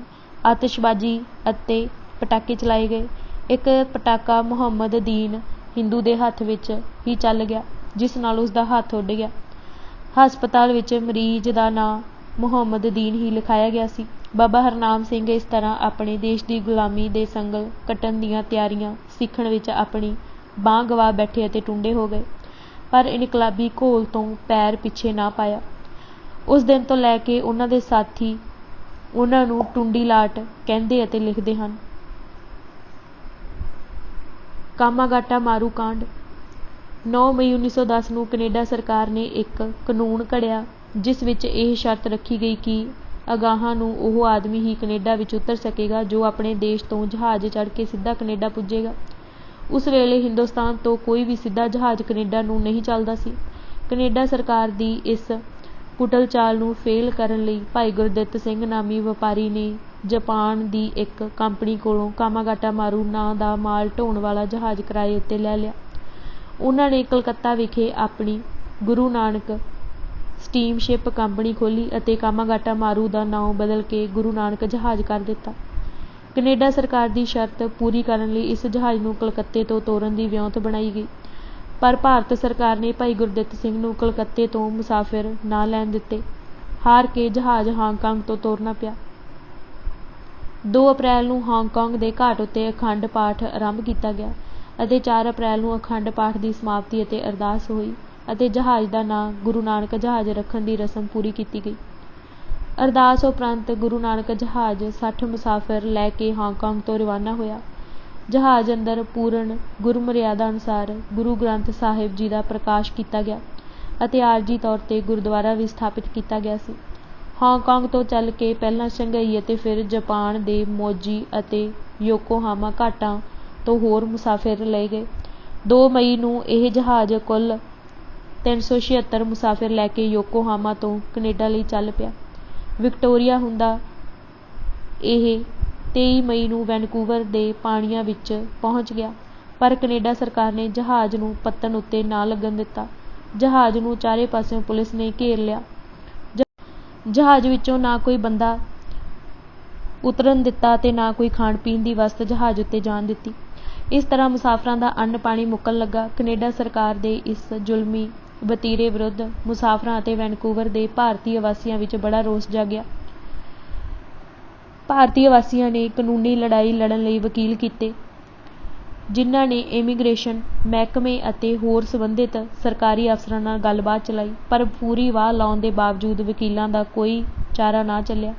ਕੈਨੇਡਾ ਸਰਕਾਰ ਦੇ ਇਸ ਅਨਿਆਈ ਸਲੂਕ ਨੇ ਮੁਸਾਫਿਰਾਂ ਦਾ ਬੁਰਾ ਹਾਲ ਕਰ ਦਿੱਤਾ। ਉਹਨਾਂ ਦਾ ਖਾਣ ਪੀਣ ਦਾ ਸਮਾਨ ਸਮਾਪਤ ਹੋ ਗਿਆ। ਕੁੱਲ 376 ਮੁਸਾਫਰਾਂ ਵਿੱਚੋਂ 340 ਸਿੱਖ, 12 ਹਿੰਦੂ ਅਤੇ 24 ਮੁਸਲਮਾਨ ਸਨ। ਜਹਾਜ਼ ਅੰਦਰ ਆਰਜੀ ਤੌਰ 'ਤੇ ਗੁਰਦੁਆਰਾ ਅਤੇ ਮਸੀਤ ਬਣਾਈ ਗਈ ਸੀ। ਮੁਸਾਫਰਾਂ ਦੀ ਧਾਰਮਿਕ ਨਿਸ਼ਠਾ ਨੇ ਉਹਨਾਂ ਨੂੰ ਲਗਾਤਾਰ ਚੜ੍ਹਦੀ ਕਲਾ ਵਿੱਚ ਰੱਖਿਆ।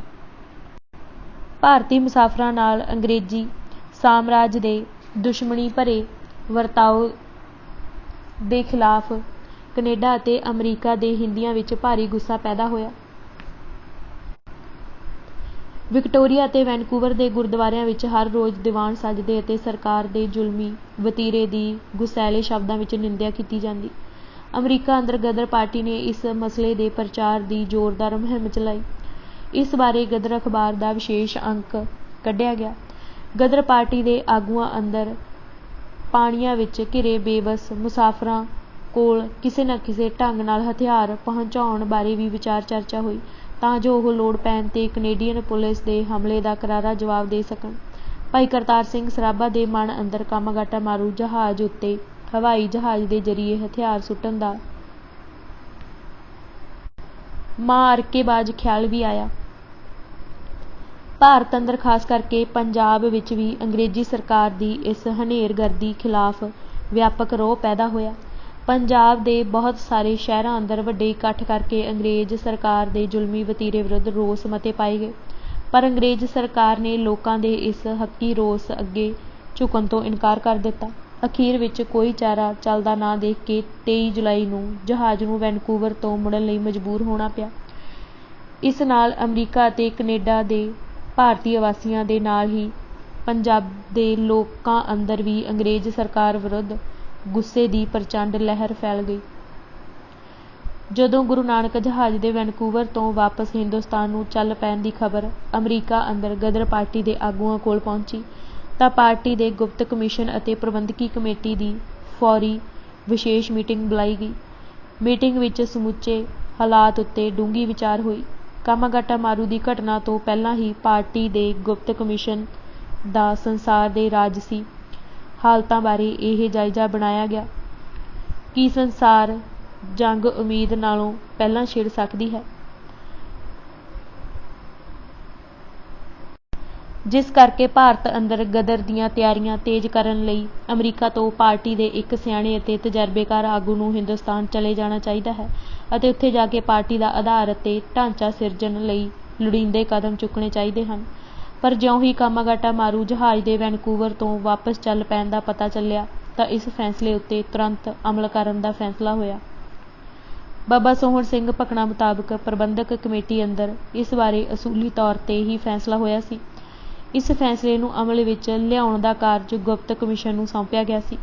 ਗੁਪਤ ਕਮਿਸ਼ਨ ਨੇ ਇਸ ਕਾਰਜ ਲਈ ਬਾਬਾ ਸੋਹਣ ਸਿੰਘ ਭਕਨਾ ਦੀ ਚੋਣ ਕੀਤੀ। ਉਹਨਾਂ ਨੂੰ ਆਦੇਸ਼ ਦਿੱਤਾ ਕਿ ਉਹ ਅਮਰੀਕਾ ਤੋਂ ਫੌਰੀ ਰਵਾਨਾ ਹੋ ਜਾਣ ਅਤੇ ਯੋਕੋਹਾਮਾ ਜਾ ਕੇ ਵੈਨਕੂਵਰ ਤੋਂ ਭਾਰਤ ਨੂੰ ਮੁੜ ਰਹੇ ਕਾਮਾਗਾਟਾ ਮਾਰੂ ਜਹਾਜ਼ ਨਾਲ ਸੰਪਰਕ ਕਰਨ ਤਾਂ ਜੋ ਉਸ ਅਭਾਗੇ ਜਹਾਜ਼ ਦੇ ਮੁਸਾਫਰਾਂ ਦੇ ਦਿਲਾਂ ਅੰਦਰ ਅੰਗਰੇਜ਼ੀ ਸਾਮਰਾਜ ਵਿਰੁੱਧ ਪੈਦਾ ਹੋਏ ਰੋਹ ਨੂੰ ਗਦਰ ਦੇ ਪੱਖ ਵਿੱਚ ਢਾਲਿਆ ਜਾ ਸਕੇ। ਬਾਬਾ ਭਕਨਾ ਦੇ ਸ਼ਬਦਾਂ ਵਿੱਚ, ਮੈਨੂੰ ਹੁਕਮ ਹੋਇਆ ਕਿ ਗੁਪਤ ਕਮਿਸ਼ਨ ਦੇ ਮੈਂਬਰ ਦੇ ਤੌਰ ਤੇ ਮੈਂ ਯੋਕੋਹਾਮਾ ਜਾ ਕੇ ਦੇਸ਼ ਵੱਲ ਮੁੜ ਰਹੇ ਕਾਮਾਗਾਟਾ ਮਾਰੂ ਜਹਾਜ਼ ਨਾਲ ਸੰਬੰਧ ਸਥਾਪਿਤ ਕਰਾਂ, ਉਹਨਾਂ ਨੂੰ ਹਥਿਆਰਾਂ ਦੀਆਂ ਪੇਟੀਆਂ ਪਹੁੰਚਾਵਾਂ ਅਤੇ ਫਿਰ ਹੋਰ ਦੇਸ਼ਾਂ ਵਿੱਚ ਘੁੰਮਦਾ ਘੁਮਾਉਂਦਾ ਭਾਰਤ ਜਾ ਕੇ ਗਦਰ ਲਹਿਰ ਨੂੰ ਜਥੇਬੰਦ ਕਰਾਂ। ਬਾਬਾ ਭਕਨਾ ਜੀ ਦੇ ਹੱਥ ਜਿਹੜੇ ਹਥਿਆਰ ਭੇਜਣੇ ਸਨ ਉਹਨਾਂ ਦਾ ਇੰਤਜ਼ਾਮ ਕਰਨ ਲਈ ਭਾਈ ਕਰਤਾਰ ਸਿੰਘ ਸਰਾਭਾ ਅਤੇ ਭਾਈ ਭਗਵਾਨ ਸਿੰਘ ਦੀ ਡਿਊਟੀ ਲਾਈ ਗਈ। ਅਮਰੀਕਾ ਅੰਦਰ ਹਥਿਆਰ ਬਾਜ਼ਾਰ ਵਿੱਚੋਂ ਸੌਖੇ ਹੀ ਮਿਲ ਜਾਂਦੇ ਸਨ, ਪਰ ਇਹਨਾਂ ਨੂੰ ਦੇਸ਼ ਤੋਂ ਬਾਹਰ ਲੈ ਕੇ ਜਾਣਾ ਖਤਰੇ ਤੋਂ ਖਾਲੀ ਨਹੀਂ ਸੀ।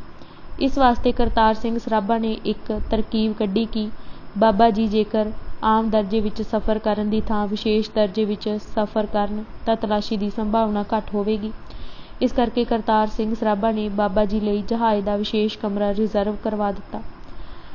ਉਸ ਨੇ ਭਾਈ ਭਗਵਾਨ ਸਿੰਘ ਨਾਲ ਰਲ ਕੇ ਸਾਨ ਫਰਾਂਸਿਸਕੋ ਦੇ ਬਾਜ਼ਾਰ ਵਿੱਚੋਂ 200 ਪਿਸਤੌਲਾਂ ਅਤੇ 2000 ਕਾਰਤੂਸ ਖਰੀਦੇ ਅਤੇ ਇਹਨਾਂ ਨੂੰ 2 ਪੇਟੀਆਂ ਵਿੱਚ ਬੰਦ ਕਰਕੇ ਜਹਾਜ਼ ਦੇ ਚੱਲਣ ਤੋਂ 1 ਘੰਟਾ ਪਹਿਲਾਂ ਪੂਰੀ ਸਾਵਧਾਨੀ ਨਾਲ ਹਥਿਆਰਾਂ ਦੀਆਂ ਪੇਟੀਆਂ ਕਮਰੇ ਵਿੱਚ ਲਿਜਾ ਰੱਖੀਆਂ ਅਤੇ ਕਮਰੇ ਨੂੰ ਜਿੰਦਾ ਲਾ ਕੇ ਚਾਬੀਆਂ ਬਾਬਾ ਜੀ ਦੇ ਸਪੁਰਦ ਕਰ ਦਿੱਤੀਆਂ। ਬਾਬਾ ਜੀ ਚਾਬੀਆਂ ਲੈ ਕੇ ਸੂਈਆ ਏਜੰਸੀਆਂ ਤੋਂ ਅੱਖ ਬਚਾ ਕੇ 21 ਜੁਲਾਈ 1914 ਨੂੰ ਜਹਾਜ਼ ਦੇ ਚੱਲਣ ਤੋਂ ਸਿਰਫ 15 ਕੁ ਮਿੰਟ ਪਹਿਲਾਂ ਚੁੱਪ-ਚਪੀਤੇ ਜਹਾਜ਼ ਵਿੱਚ ਸਵਾਰ ਹੋ ਗਏ। ਅੱਜ ਅਸੀਂ ਤੂਫਾਨਾਂ ਦਾ ਸ਼ਾਹ ਸਵਾਰ ਸ਼ਹੀਦ ਕਰਤਾਰ ਸਿੰਘ ਸਰਾਭਾ ਕਿਤਾਬ ਦੇ 171 ਪੰਨੇ ਪੜ੍ਹ ਚੁੱਕੇ ਹਾਂ। ਬਾਕੀ ਦੀ ਕਿਤਾਬ ਅਸੀਂ ਅਗਲੇ ਭਾਗ ਵਿੱਚ ਪੜ੍ਹਾਂਗੇ। ਵਾਹਿਗੁਰੂ ਜੀ ਕਾ ਖਾਲਸਾ, ਵਾਹਿਗੁਰੂ ਜੀ ਕੀ ਫਤਿਹ।